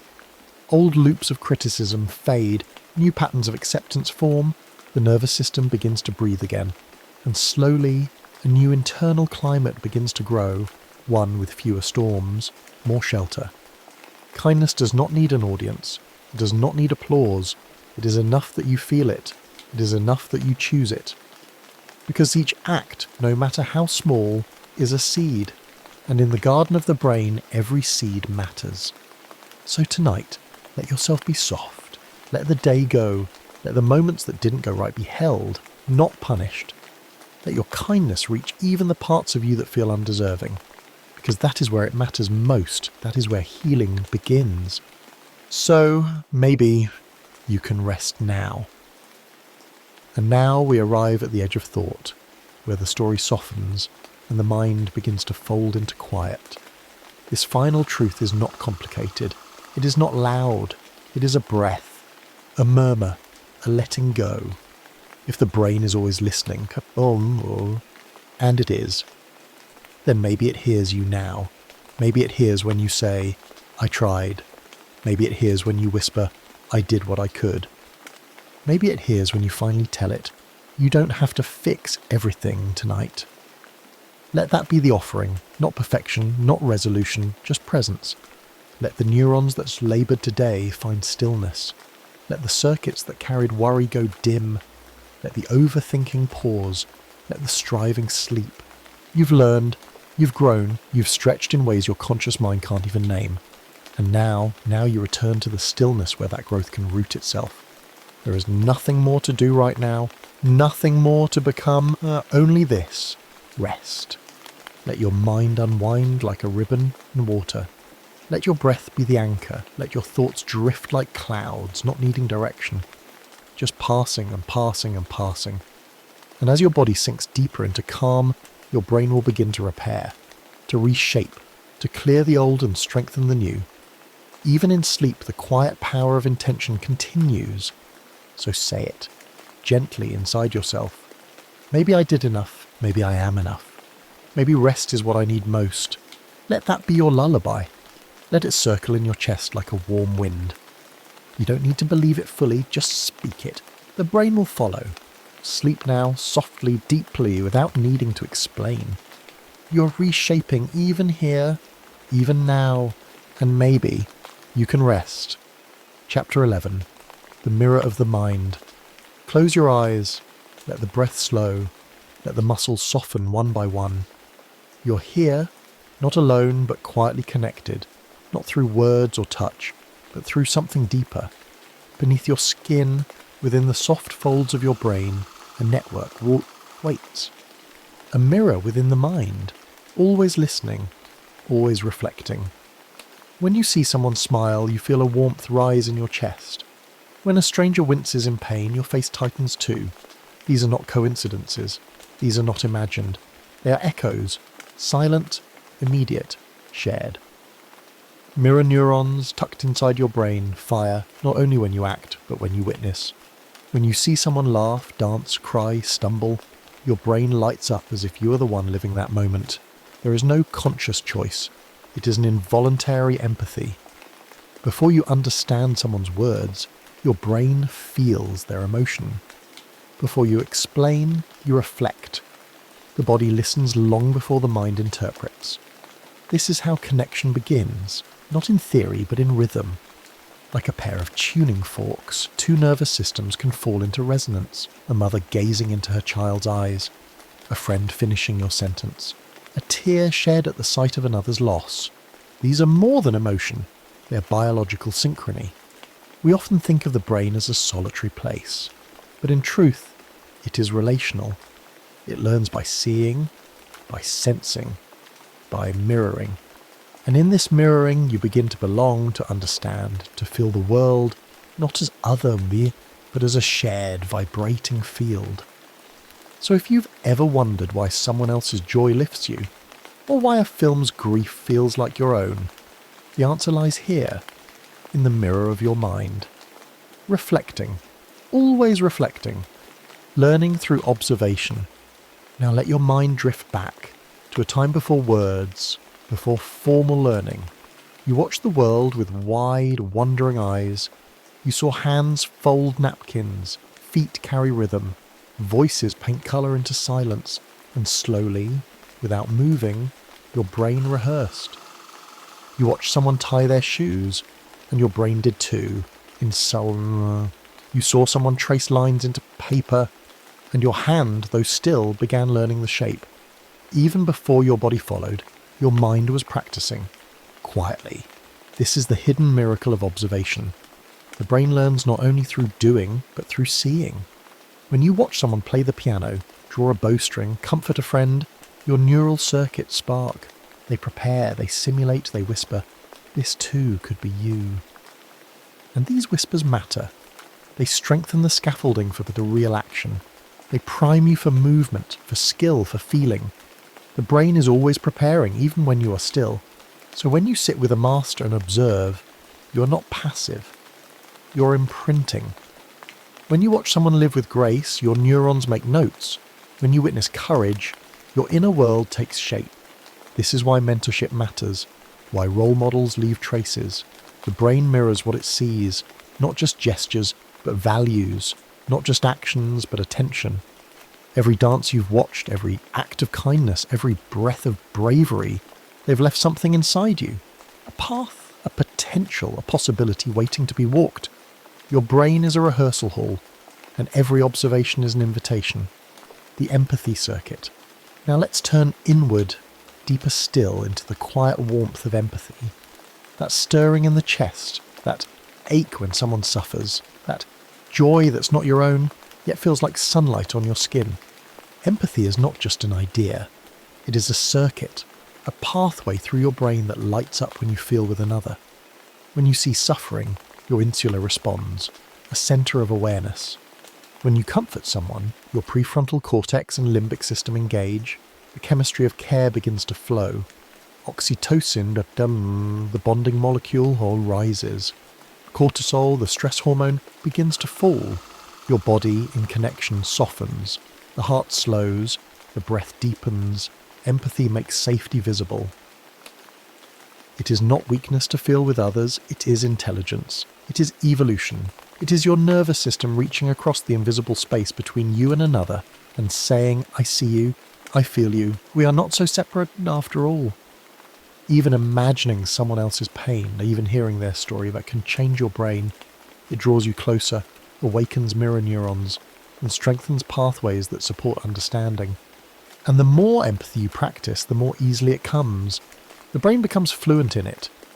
Like a muscle, the empathy circuit grows stronger with use. But it must be nurtured gently. When overwhelmed, the system can retreat. It needs rest. Reflection. A safe place to expand. So be kind to your empathy. Let it guide you without drowning you. Let it stretch you without breaking you. Know that every time you feel with someone, even quietly, your brain is changing. The world within you becomes more porous, more tender, more alive. You are not imagining your connection to others. It is written into your cells, into your cortex, into your chemistry. Empathy is not something you have, it is something you are, reflected in each other. And now we come to rest in the softest truth of all, that we are shaped by each other. Not only by what we do, but by what we witness others become. You do not grow in isolation. You bloom in response. Like trees bending toward each other in wind, your mind adjusts to the people around you. Their patterns echo into yours. Their fears whisper into your dreams. Their courage lights a lantern in your chest. The brain mirrors not only faces, but values. Not only gestures, but habits. If you are loved, you begin to love more. If you're criticized, your voice grows sharp. If you're seen with kindness, your nervous system learns to rest. Children raised in warmth grow neural pathways of trust. Those surrounded by fear develop sharp reactive circuits. And yet, change is always possible. because the mirror never stops working. Even in adulthood, we absorb, we adjust, we reflect. You've been shaped by friends who showed up, by strangers who smiled, by teachers who believed in you. Their faces are in your neural wiring now. Their voices echo in your thoughts. Their presence has become part of your architecture. And you too are a mirror for others. When you speak gently, they soften. When you hold space, they open. When you model calm, they begin to feel it. You're not only becoming, you're co-creating. In every relationship, your brain is in quiet dialogue with theirs. The space between you is alive. So tonight, let yourself feel the safety of shared being. Let your breath join the rhythm of others who breathe beside you, somewhere in the world, unseen but felt. You are not just one mind, you are part of a symphony, and every neuron plays its note. Chapter 12. The Child Inside the Brain. Close your eyes and imagine a field at dawn. The dew is fresh, the air is quiet, the light has barely begun to stretch across the surface of the world. This is the landscape of the infant mind, untouched, unfolding, endlessly open. In the earliest years of life, your brain was like a sponge, soft, porous, and profoundly absorbent. Everything entered, every sound, every sight, every scent and gesture. The mind did not filter. It received. It imprinted. These were the sponge years, when the world poured into you faster than it ever would again. A glance, a lullaby, a warm hand brushing your cheek. These moments were not small, they were sacred. The neurons in your young brain sparked and split, reaching for each other like roots seeking sunlight. Entire regions lit up just from hearing a voice. Entire pathways formed just from watching a face. Language arrived not through lessons, but through immersion. Movement came not through instruction, but through mimicry. In those early years, your brain did not ask whether it should grow. It simply grew. The architecture of your being took shape. Not just how you walked or spoke, but how you felt, how you noticed, how you needed. And the beauty is, even now as the years drift far from that dawn, the child inside your brain remains. The echoes of that early openness are still there. The sponge has hardened in places, yes, but in others it still breathes, still listens, still waits. You are not separate from who you were. You carry the softness of that early self. You carry the sensitivity, the creativity, the need to be held. And just as the child once learned to become you, you can now learn to reach back toward that child, to nurture, to soothe, to say, I see you, I remember, I haven't forgotten how we began. Wiring for love and safety. Let us now walk deeper into that early mind, into the circuits not of logic, but of longing. In your first days, before you could speak or even think, you were learning something more vital than facts. You were learning love. You were learning safety. The infant does not ask, am I proud or am I capable? The infant only asks, am I safe? Am I loved? These questions are not philosophical, they are physiological. They are the foundation of emotional wiring. When you were held, your nervous system learned to relax. When you were comforted, your stress pathways softened. When you were seen, your brain registered, I matter. And when these needs were met consistently, the architecture of calm was built. But if those moments were scattered or strained, if the world felt cold or unpredictable, your brain may have learned to be on guard. The amygdala, the watchtower of fear, became hyper-alert. The cortisol flowed more freely, the circuits of attachment braced themselves. This is not a story of blame. It is a story of beginnings, and every beginning leaves a trace. Even now, the adult you may carry echoes of these early maps. You may find closeness overwhelming, or need it more than you understand. You may fear abandonment, even when you're held, or expect disappointment, even in joy. These are not flaws. They are patterns, laid down long ago by a nervous system doing its best to survive. They are not permanent. They are not destiny. They are simply the shapes your early mind carved into itself while learning how to exist. And here's the grace in it all. The brain remembers love, even if it came late, even if it was imperfect. The circuits of trust can still be lit. The pathways of peace can still be paved. Your need to be seen is not childish, it is human. Your desire to feel safe is not weakness, it is wiring. And every moment of comfort you offer yourself now, every hand you metaphorically place on your own shoulder, helps that child within you feel, perhaps for the first time, truly held. Trauma's quiet blueprint. And now, in this stillness, we must enter a darker room, soft-footed and slow, to speak of pain, not to linger in it, but to understand how it whispers across time. Not all childhoods are gentle, not all homes are safe, and even in loving places, moments can occur, sudden, sharp, confusing, a parent's anger, a night of fear, an absence too large to explain. To a child, these moments are not events, they are environments. The brain does not judge them, it adapts. If love feels distant, the brain prepares to live without it. If chaos is frequent, the brain builds patterns to expect it. Trauma in childhood does not only live in memory, it lives in circuitry. It changes how the nervous system responds. It quickens the heart at small triggers. It withdraws before harm arrives. It predicts loss in advance. And often it does this quietly. You may not even remember the moment, but your body does. You may not know why your chest tightens when someone raises their voice, but your brain remembers. These are the blueprints laid down when you were too small to resist. Not written in ink, but in impulse, in instinct, in tension held in the jaw. But hear this now, with all the gentleness you deserve. What was wired by pain can be softened by care. What was shaped in fear can be reshaped in peace. You are not broken, you are imprinted, and imprints can fade, with tenderness, with safety, with presence. The brain does not forget trauma quickly, but it also does not forget healing, and even now it is listening. Even now it is willing to change. So let this be said softly, for the child who still lives in you. You did not deserve what hurt you, and you are allowed to feel safe now. Reparenting the mind. And now the journey turns toward light, toward the possibility that remains, no matter what has passed. For even if the child within you once felt alone, you are not alone now. You are here, awake, aware, holding the keys to your own mind. Reparenting is not about blame. It is about becoming the caregiver you needed, and now, for yourself. It is the daily quiet choice to offer what was missing, to soothe when scared, to praise when doubting, to stay when the old instinct says run. This is not easy. It is not quick, but it is sacred. It is possible.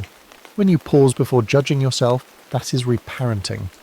When you say it's okay not to be perfect, you are building new neural comfort.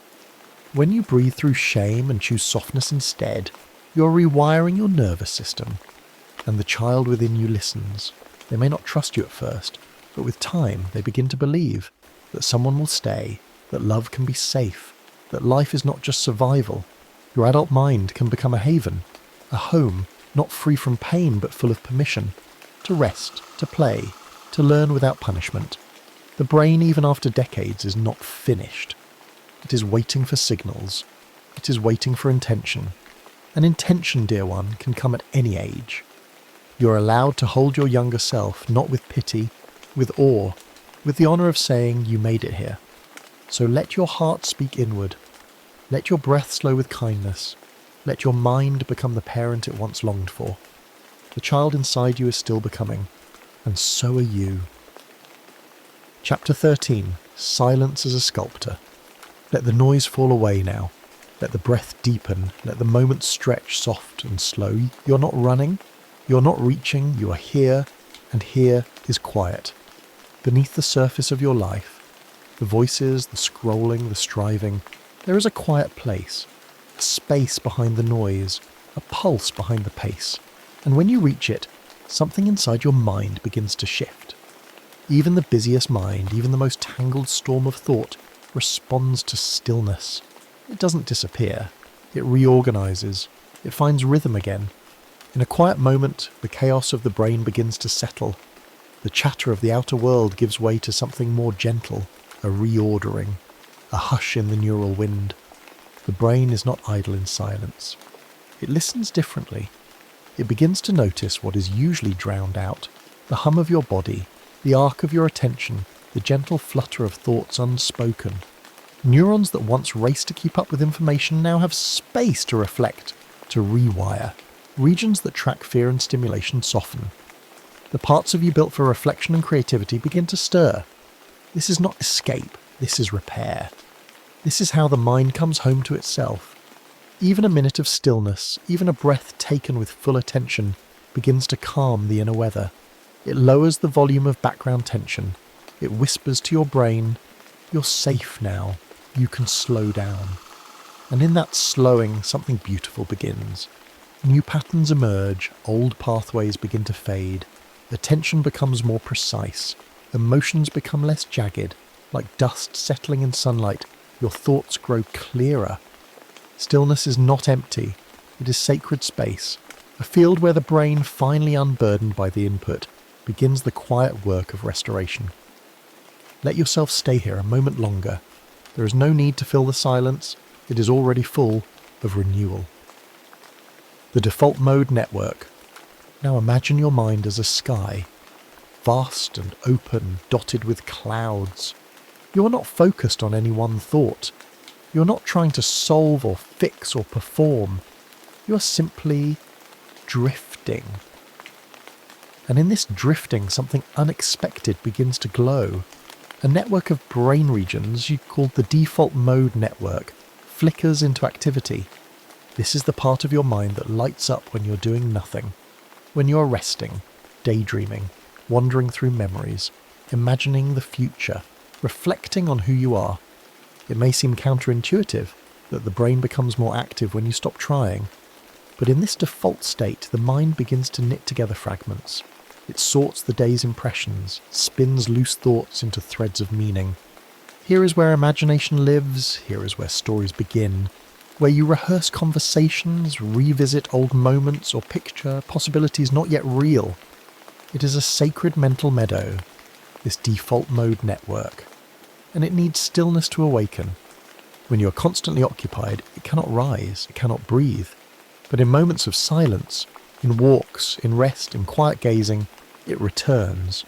This is why your best ideas come in the shower, why clarity arrives in the night, why solutions surface only after you stop searching. Your brain, when free from task, begins to reorganize your life. It replays, reimagines, reconnects.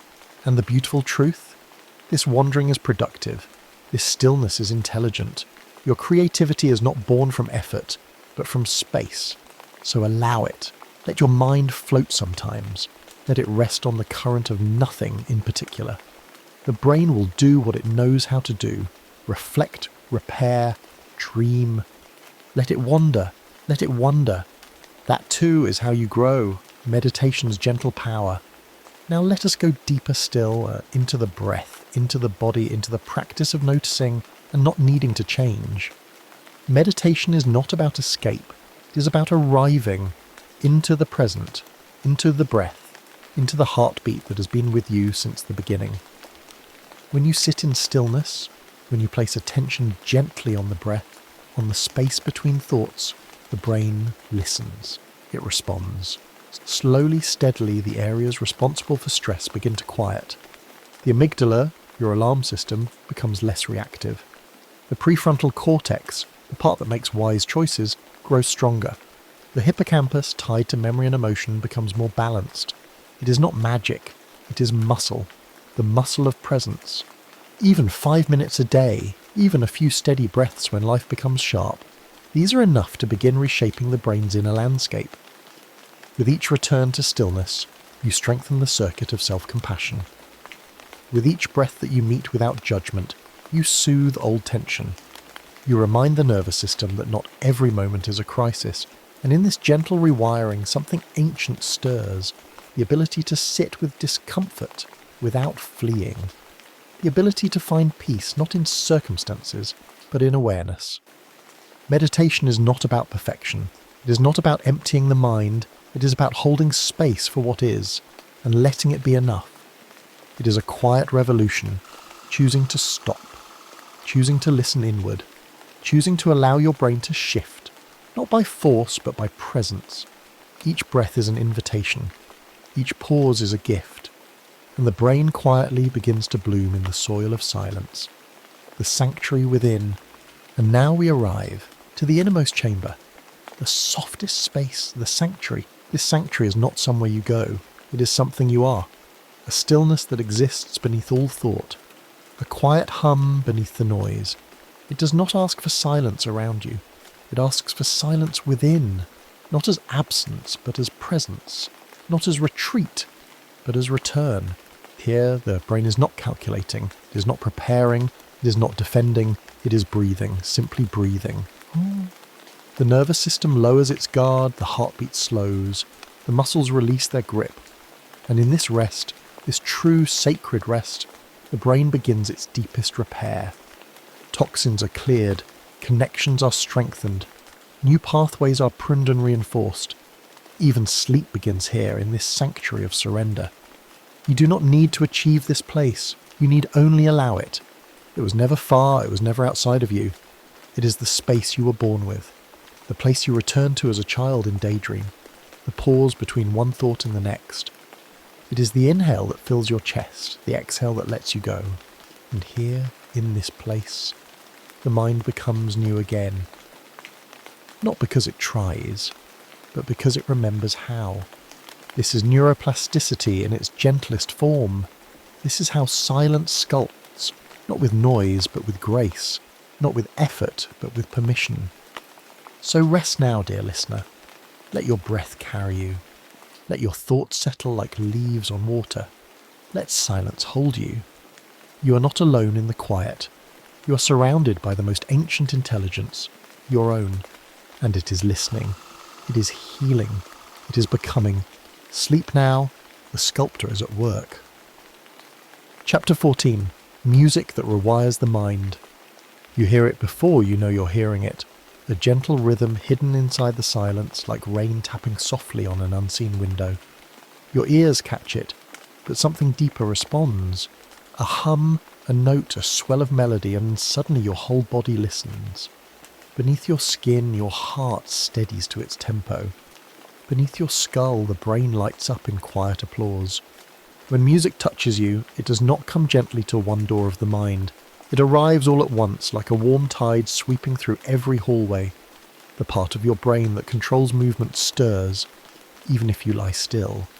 Another part remembers, tugging forward a half-forgotten dance or a mother's song. The emotional core glows softly, as if recalling how it feels to be safe, to be stirred, to belong. Unlike sight, which stays largely in the visual field, or touch, which remains near the skin, music is a traveller. It dances through the auditory cortex, slips into the hippocampus where memories rest, and finds its way to the prefrontal cortex, the place that plans, dreams, and asks questions. Your brain does not simply hear music. It feels it, imagines it, moves with it, remembers it. A single rhythm can awaken the motor strip. A rising tone can call to the language centres, echoing the melody of speech. And a chord, simple, trembling, unresolved, can stretch across the brain like a bridge, from feeling to thought, from memory to hope. Music, then, is not just entertainment. It is architecture. It builds new roads where silence once stood. It is the sound of neuroplasticity in motion, the brain reshaping itself, quietly, beautifully, in time with a song. Healing through harmony. Now imagine a stroke, the sudden darkening of a part of the mind like a city losing power. Words go quiet, limbs refuse to obey, a fog creeps over thought, slowing even the smallest tasks. It is a silence deeper than sound. But into this silence music enters like a gentle hand. Slowly, rhythm returns, first to the fingers tapping out a beat, then to the voice humming a syllable. Music therapy, gentle and persistent, becomes a lighthouse for the lost brain. In patients who cannot speak, melody becomes a way to find words again. Where grammar stumbles, a familiar tune offers the scaffolding of sentence. For those who have forgotten how to move one side of the body, music becomes a metronome, reminding the limbs how to march forward, how to rise and fall, how to trust movement again. Drums coax a hand to lift. A violin summons balance. Beneath these visible changes, deeper transformations begin. In the brain's silent forests, dormant neurons stir. New pathways, faint trails at first, are laid down, connecting what was damaged to what remains intact. Music, the invisible guide, walks the brain back to itself, not by force but by familiarity, not by pressure but by rhythm. There is healing in harmony, not just emotionally but neurologically. For the wounded mind, music becomes both compass and salve, and even in minds untouched by trauma, this same rewiring is quietly at work. Each time you play an instrument, sing in the shower or hum while washing the dishes, the brain is subtly adapting, learning, linking sound with memory, rhythm with movement, melodies with feeling. Songs as emotional anchors. There is a song you haven't heard in years, maybe decades, but when it finds you again, in a cafe or on a passing car radio, time slips. You're no longer where you are, you're where you were. The place returns, the smell, the season, the person. That is the power of music as memory. Not just a soundtrack to your life, but a binding thread. One that ties the mind to its deepest moments with a strength almost impossible to undo. While memories often fade into abstraction, music holds their shape. It gives the brain a rhythm to follow back through time. This is because sound is temporal, it moves. And so does memory. The brain doesn't store songs like photographs. It stores them like rivers, and when the river flows again, the memories come with it. In Alzheimer's patients, this phenomenon becomes a kind of miracle. People who can no longer recall the names of their children may still sing the lyrics of a lullaby. A man who has forgotten how to speak might still hum the melody of his wedding song. In these moments, the past is not lost. It is sleeping, and music is the gentle knock that awakens it. The limbic system, which governs emotion, is deeply tied to these musical memories. It is why music can make you cry without warning. Why a note, just one, can summon a wave of feeling too big for words. Each song is an anchor, not just in time, but in self. It reminds you who you were when you heard it, who you loved, what you dreamed. And in that quiet remembering, the brain does not just recall, it reconnects. When the soul hears sound, and then there is the music that no science can fully explain. The lullaby that silences a restless infant. The chant that calms a frightened crowd. The drumbeat that awakens something ancient in your chest. These are the sounds that seem to bypass the brain entirely and speak instead to the soul, if such a place exists. Somewhere in you, beyond the folds of grey matter and the language of neurons, you respond, not with understanding, but with stillness, with breath, with a kind of surrender. Perhaps it is because music mimics the rhythms we are born into, the pulse of the womb, the breath of the earth, the beating of the heart. Before we understand words, we understand lullabies. Before we walk, we sway. Before we speak, we hum. Music, in this way, is older than language. It is the original communication, one that transcends culture, age, and even species. Whales sing, birds call, trees sway in wind-tuned patterns, and we too carry music in our very design. You do not need to study the science to feel this truth. You need only close your eyes, let a melody rise, and feel your chest soften, your mind quiet. In these moments, the brain is not just rewiring, it is remembering that it was built to feel, to adapt, to resonate. That transformation is not always loud. Sometimes it hums like a song only you can hear.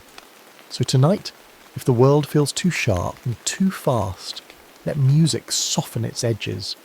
Let the hush of a distant piano or the simple hum of your own voice become a shelter. Let your neurons dance gently, reshaping themselves under the glow of harmony. The science will continue to study it, but your heart already knows.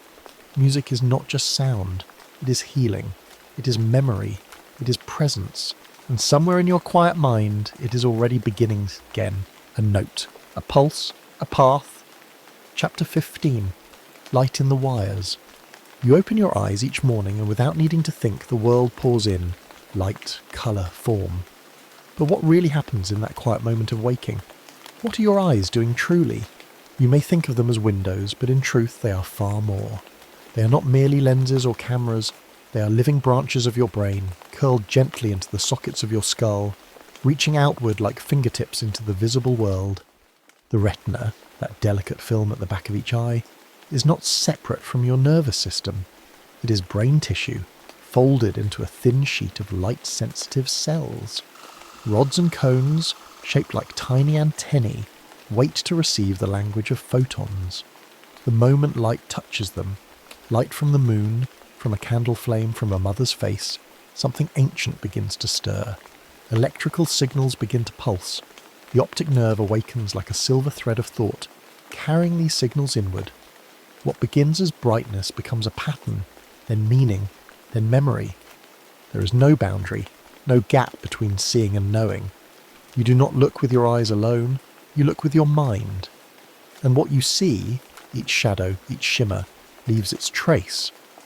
The brain is not a passive receiver, not a static mirror. It responds, it edits, it rewires itself, moment by moment, through what the eyes deliver. Think of this. A single image can change the entire architecture of thought. A horizon glimpsed at dusk. A sudden smile from someone you love. The flutter of the wings across a blue sky. These moments are not forgotten. They are embedded into the very structure of who you are. They shape the pathways your neurons take. They reweave the circuits of your mood, your memory, your sense of wonder. The eyes are not tools of observation. They are instruments of transformation. You are quite literally shaped by what you behold. Beauty that builds. Now imagine standing at the edge of a cliff, staring out over a vast valley of light. The sun has just risen. The air carries the scent of pine and stone. Below, the world stirs gently, and rivers winding like ribbons, leaves trembling in silence, clouds parting to reveal blue upon blue. In that moment, Ted, what stirs within you? Science has shown us that beauty is not just pleasant, it is powerful. When you behold something beautiful, especially in nature, your brain reacts in extraordinary ways.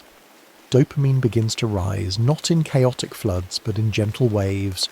It awakens your attention networks, calms your threat responses, and opens a window of learning. The amygdala, the brain's fear center, softens its grip. The prefrontal cortex, where reflection lives, begins to glow with warmth. Beauty is not luxury. It is signal. It tells your brain you are safe now. It whispers, pay attention. This is worth remembering. And in doing so, it unlocks the ability to change, to adapt, to heal. Imagine now walking through a quiet forest. Golden light flickers through the canopy. A deer pauses in the distance, its breath rising like mist. In these moments, the stress chemicals that flood your bloodstream begin to retreat. Blood pressure lowers, heart rate steadies, even your immune system listens and grows stronger. Beauty builds resilience, not by accident, but by design. The nervous system is attuned to harmony. It listens for patterns that echo nature. It craves symmetry, colour, softness, awe. That is why children thrive when surrounded by beauty, in art, in music, in trees. That is why hospital patients heal faster when their rooms hold even a single plant or painting. That is why we find peace near water, near mountains, near wildflowers growing in cracks of pavement. The mind opens when it feels safe, and beauty, especially the kind found in nature, is the mind's oldest signal of sanctuary. It doesn't just pass through you, it leaves something behind. It rewires you, one gentle image at a time. Imagery that changes thought. And yet, what happens when there is no forest, no ocean, no sunlight reaching through clouds? Can the mind still change? Can the brain still grow even in darkness? Close your eyes, let the world fall silent for a moment. Now, picture something as a place, a face, a memory. Imagine a field of lavender swaying in a soft wind. Imagine the warmth of a hand in yours. Imagine the night sky filled with stars that do not blink, but breathe. You are not just pretending. You are not escaping. You are activating real neural pathways. The brain, in its silent brilliance, does not always know the difference between what you see and what you imagine. Whether the light falls on your eyes or rises from within your mind, the result is the same. Activity, change, wiring. This is the miracle of mental imagery. It is not a trick, it is a tool. When you visualize a movement, reaching, walking, dancing, your motor cortex lights up as if you were moving. When you imagine kindness, your empathy circuits engage. When you rehearse a new skill in your mind, your brain lays down the tracks for learning before your body ever acts. Olympic athletes have long used this secret. So have musicians, pilots, and surgeons. But it belongs to you too. It is not the domain of the elite. It is your inheritance. Your brain has always been listening to your thoughts and responding. Even imagining safety can begin to heal trauma. Even picturing calm can bring calm. This is not fantasy. It is neuroplasticity, a truth wrapped in quiet fire. So tonight, if you're burdened by the day, if the world has offered you little light, make your own. Close your eyes and remember, or invent. Let your inner vision cast colour onto the walls of your mind, because the brain does not wait for the world to be kind. It changes with every vision you dare to hold. The inner light.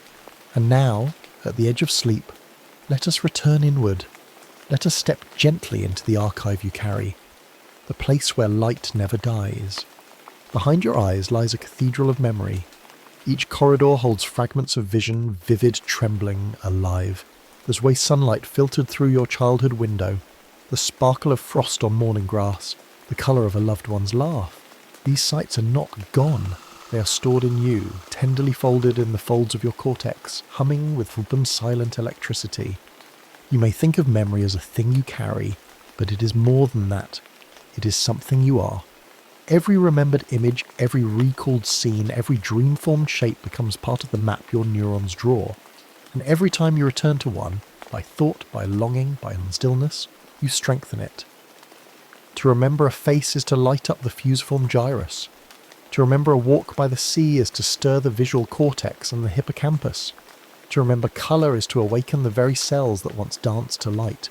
You are a constellation of remembered sights, a living gallery of skies, expressions, shadows and golden hours.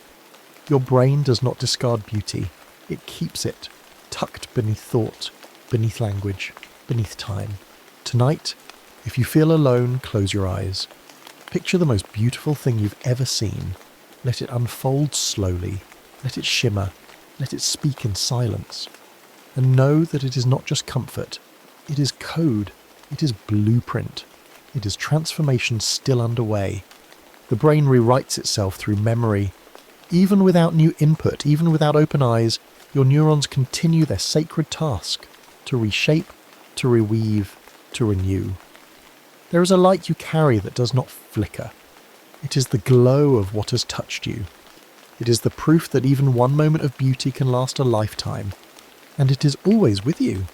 So breathe now, sink into the dark with trust, and let your brain, that quiet artist, continue painting behind closed eyes. Chapter 16. The Brain in Motion. There is a rhythm that lives deep within you. It stirs not from music, but from your own biology, from the quiet pulse of movement that the body craves like breath. You are not made to be still. Even now, as you lie still, your heart travels, your blood flows. Your lungs rise and fall like waves returning to shore. Motion is more than mechanics. It is thought made physical. Invisible ideas sculpted into shape through every gesture, every stride. The brain, it turns out, is not a detached commander issuing orders to a machine. It is a dance partner, moving with the body in intimate synchrony. The moment you begin to move, to stretch, to walk, to rise, the brain lights up like a map unfolding. It begins in the motor cortex, nestled at the crown of your mind. It sends gentle impulses through the spinal cord, down nerves, into limbs that listen like eager branches. But something curious happens in return. As the body moves, it sends signals back, not just about balance and posture, but about thought, mood, clarity. Movement feeds the brain. It does not simply burn calories or lift muscles. It awakens entire networks responsible for attention, planning, and emotional steadiness. Even the prefrontal cortex, the region of deep focus and decision, becomes more active when you move with intention. Why does a walk help you think? Why does stretching bring relief not just to joints, but to tangled thoughts? It is because motion is thought, expressed through flesh. It is because the mind does not live in isolation. It lives in motion. It rewires itself with every step you take. Stillness has its place. But the brain, like water, is clearest when it flows. The dancing brain. Now imagine rhythm. Not music from a speaker, but music that begins in your bones. The soft sway of your shoulders, the lifting of your arms, the spiral of your spine as you move without plan, without judgment, just feeling, just presence. Dance is not decoration. It is communication between neurons and emotion. When you move in rhythm, your brain begins to synchronize in unexpected ways. The motor cortex joins hands with the limbic system, so the seat of feeling. The cerebellum, guardian of coordination, keeps tempo not only for your body, but for your breath, your pulse, your mood. In this state, stress begins to dissolve. The hormone cortisol, so often stirred by tension and worry, begins to fall. In its place, endorphins and dopamine rise like morning mist, quieting the storms of the mind. Dance is one of the oldest medicines we know. Every culture, every people has danced, not just to celebrate, but to heal, to grieve, to remember. Beneath language, beneath belief, there is rhythm. And the brain, regardless of age or condition, responds to it like a child returning home.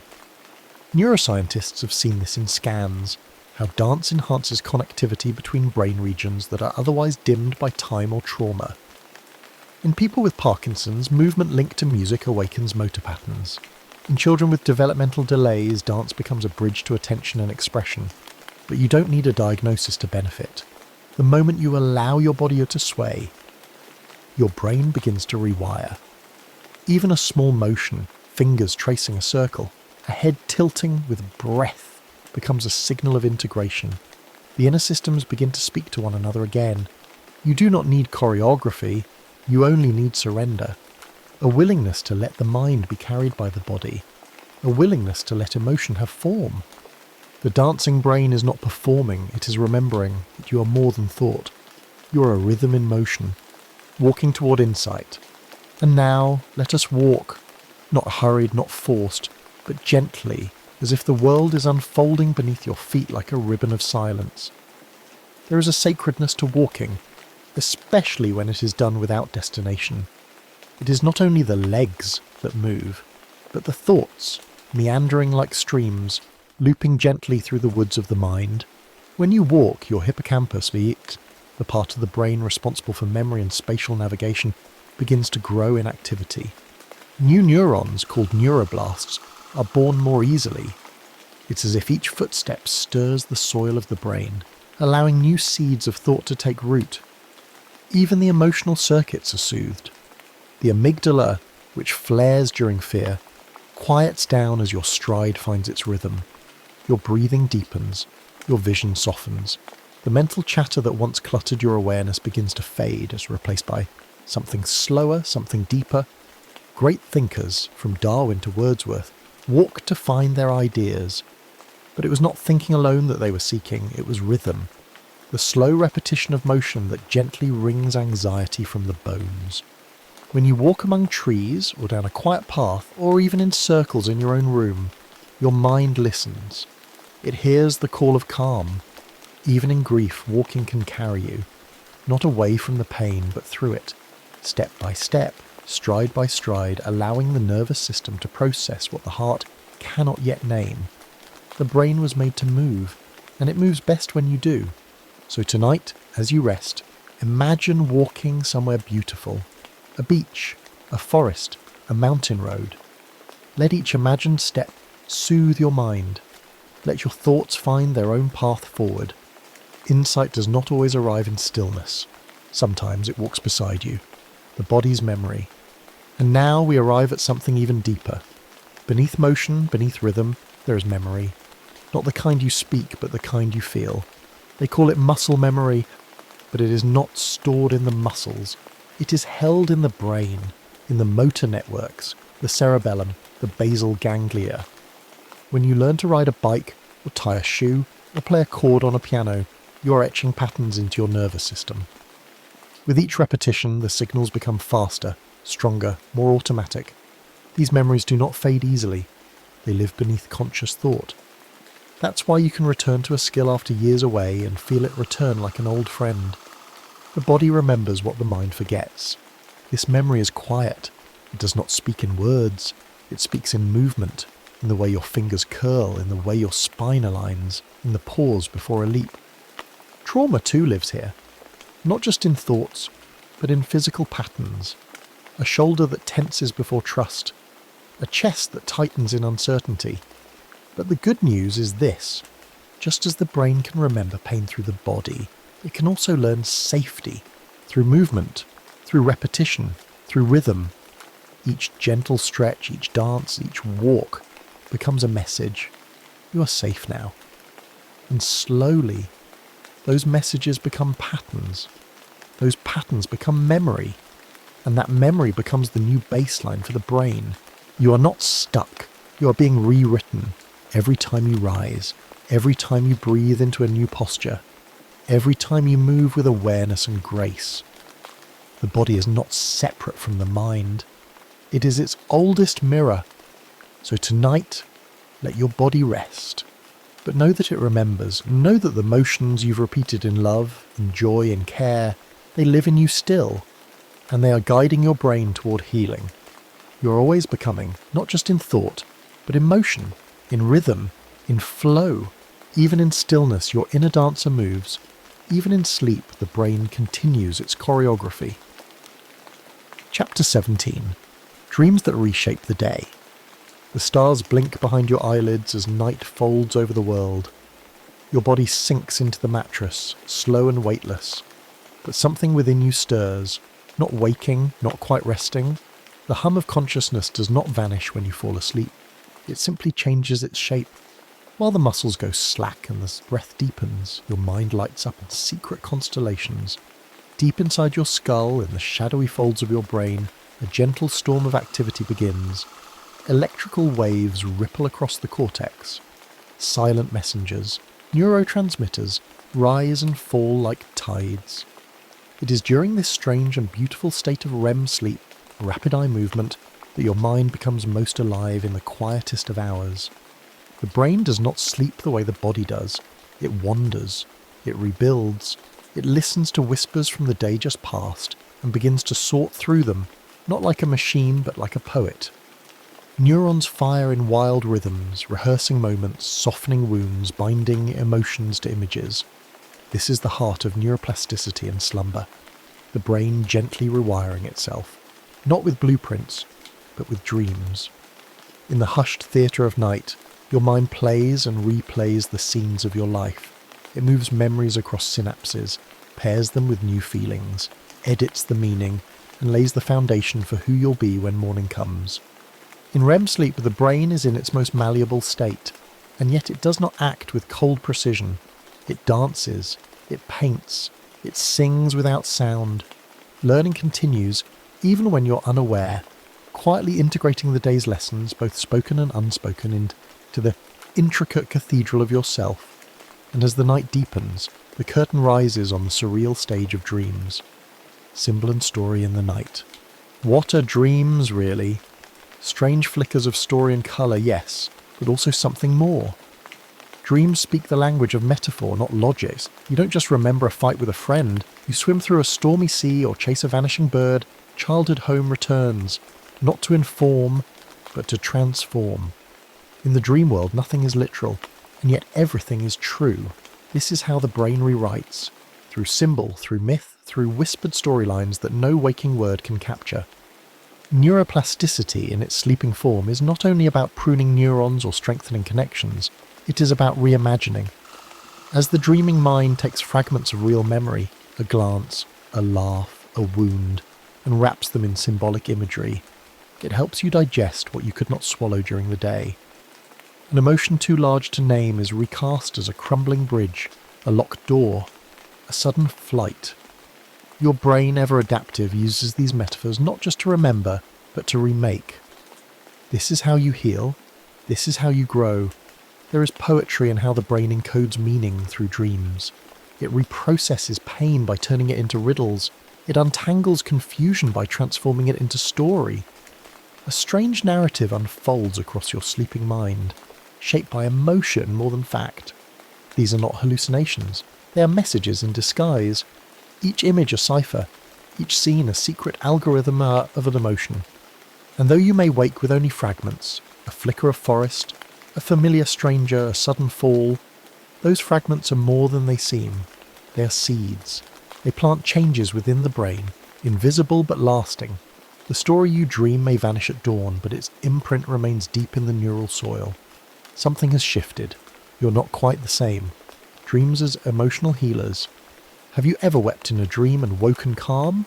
Or faced an old fear only to rise the next morning lighter without knowing why? Dreams do not only organise memory, they soothe, they cleanse, they complete. The mind, burdened by stress and tangled identity, finds in the world of dreams a mirror and a balm. This is not escape, it is repair. Neuroscientists have begun to discover that REM sleep is essential for emotional regulation.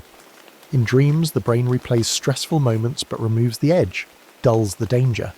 The amygdala, that small and fiery centre of fear, quiets its alarms as images flow past. This creates a kind of emotional rehearsal, a chance to re-experience what hurt, but safely with the sting softened. You grieve without consequence. You face without punishment.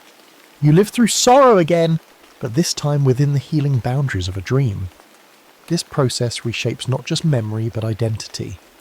You begin to see yourself differently, even if you don't realise it. The stories you dream change the stories you tell yourself about who you are. They invite you to forgive, to release, to transform, gently, night by night. Lucid dreams may feel like control, but even unconscious ones offer quiet direction. The brain picks its moments with care, placing the most charged memories into dreams not randomly but purposefully. Fear, anger, confusion. These emotions don't simply disappear, but in dreams they're rewritten. They're recast into different forms, reshaped through strange beauty. You might dream of falling endlessly, only to awaken feeling grounded. You might relive an old heartbreak in a new skin, only to wake with fresh breath. It is not the content of the dream that matters most, but the emotional resolution it brings. Like a gentle therapist, your mind offers itself comfort. Without words, without plans, just symbols, emotion, and sleep. Each night becomes a sacred ritual of integration. The tension you carry into bed becomes a script rewritten in ink only your soul can read. And as this healing continues in silence, the architecture of your brain subtly shifts, adapting not through force, but through feeling. The wisdom of sleep. There is an ancient intelligence that lives in dreams, one that cannot be charted or replicated. You feel it, even if you cannot name it, that deep sense, just before waking, that something profound has occurred. Perhaps it was a conversation you never had, or a memory reborn in the voice of an animal, or the sensation of flying beyond a horizon you've never seen. It does not need to make sense. Its power is in the not knowing. The sleeping brain is wiser than we give it credit for. In its somnolence, it speaks. In its darkness, it sees. It does not just process the past, it prepares you for the future. It builds emotional flexibility, rewires trauma, rehearses courage. In dreams, you are allowed to be both the frightened child and the bold explorer, the forgotten self and the imagined one. And in this gentle chaos, your mind expands. Sleep is not a pause, it is a journey, one that unfolds across hidden landscapes of thought and symbol. Neuroplasticity, the brain's beautiful ability to adapt, does not halt when the lights go out. In fact, it accelerates. It flows more freely, more creatively, when unburdened by the rigid lines of waking logic.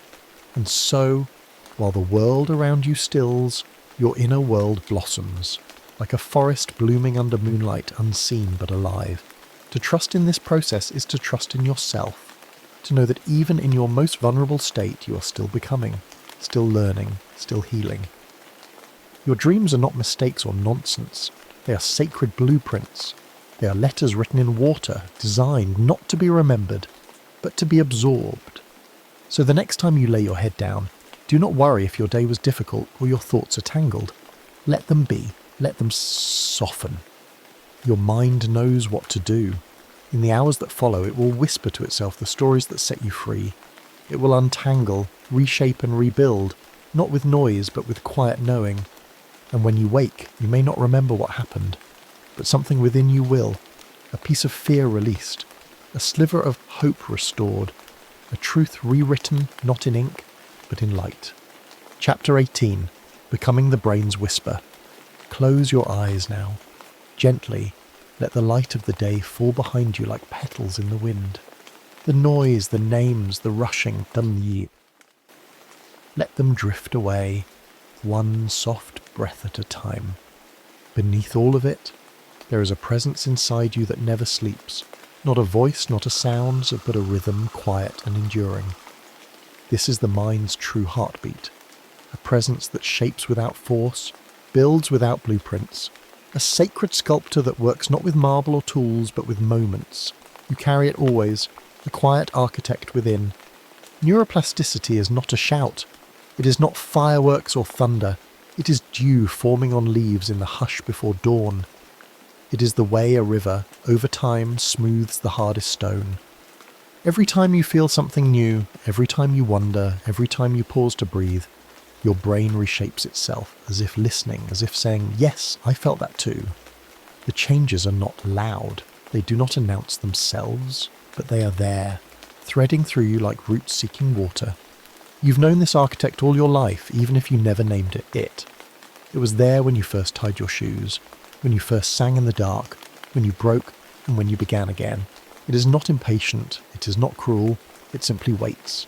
Every path you walk, it leaves a trail behind, and every time you return, it welcomes you with more ease. This is how the brain learns, not by command, but by presence, by repetition, by the silent accumulation of the gentle. Your thoughts are the hands of this builder, your feelings the paintbrush. Each moment of grace you offer yourself is another stone laid on the path of who you are becoming. You do not need to notice it for it to be real. You do not need to understand it to be changed. The brain listens in silence and shapes in silence. All it asks is that you stay open, that you keep breathing, that you trust perhaps in the power of things you cannot see, like how trees grow taller at night. Speaking to the brain. Kindly. Now imagine for a moment that your brain can hear every word you think. Not just the ones you speak aloud, but the soft hidden ones too. The ones you whisper when no one is looking. The ones you say to yourself in the mirror. Imagine each of these words is a seed, and every day your brain waters them. Every insult, every encouragement, every I'm not good enough, every I'm still here. Each one shapes the landscape inside you like rain shaping the earth. When you speak with scorn to yourself, the brain listens, not to punish, but to prepare. It tightens, it hides, it grows wary of the world. When you speak with compassion, it opens. It grows like a field after spring rain, and slowly, quietly, its structure bends toward the sound of your own voice. This is neuroplasticity too, the way your inner language becomes your inner environment, the way your mind becomes a reflection of how you treat it. Kindness, then, is not sentiment. It is transformation. When you forgive yourself for forgetting, for stumbling, for not knowing what comes next, you're not just offering comfort, you're shaping your neural future. The brain remembers mercy, it learns from softness, it grows with care, and so your self-talk becomes the architecture of your being. Not in a day, not in a week, but over time, like a forest rebuilding itself after a fire. There is great power in saying to yourself, I am trying. There is even more in saying that's enough. The brain responds not to perfection, but to pattern. And each time you return to gentle thought, to gentle tone, to the simple belief that you are worthy of your own gentleness, the brain begins again.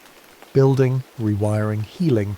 You are not a fixed object. You are a story being rewritten every day.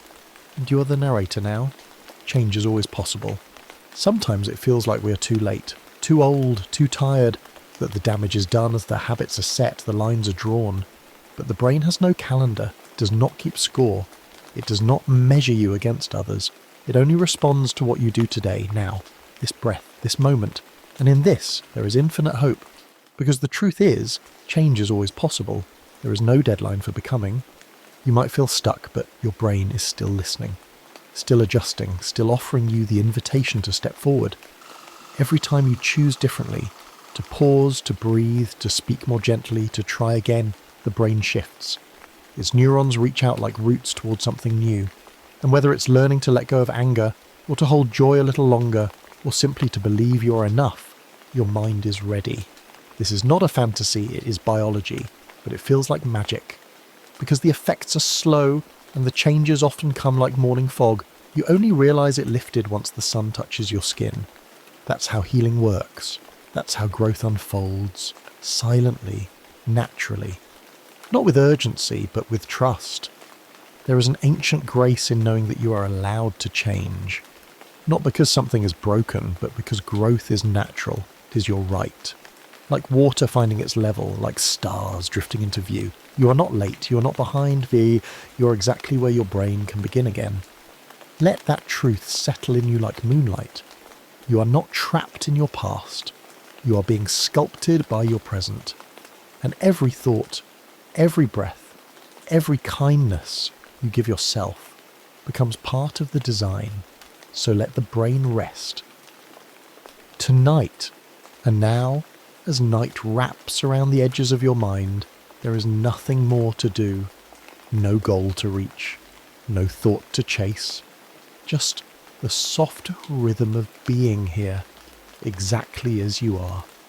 The body loosens, the breath slows, and in the quiet space behind your eyes, the brain begins its most sacred work. You don't need to guide it, you don't need to understand it, all you must do is rest. For in your sleep the mind will carry on, not with noise but with care, replaying the echoes of your day, rewriting what needs rewriting, weaving meaning into mystery. It will prune what no longer serves you, it will strengthen what brings you joy, and it will do so with devotion, in silence, in trust. Let your thoughts soften now, let your worries blur into shadow. The brain does not need your perfection. It does not demand certainty. It asks only for rest. And in return, it offers healing, realignment, a soft whisper of becoming. Tonight, your dreams will take you where waking cannot, into forests of memory, over hills of feeling, through valleys of release.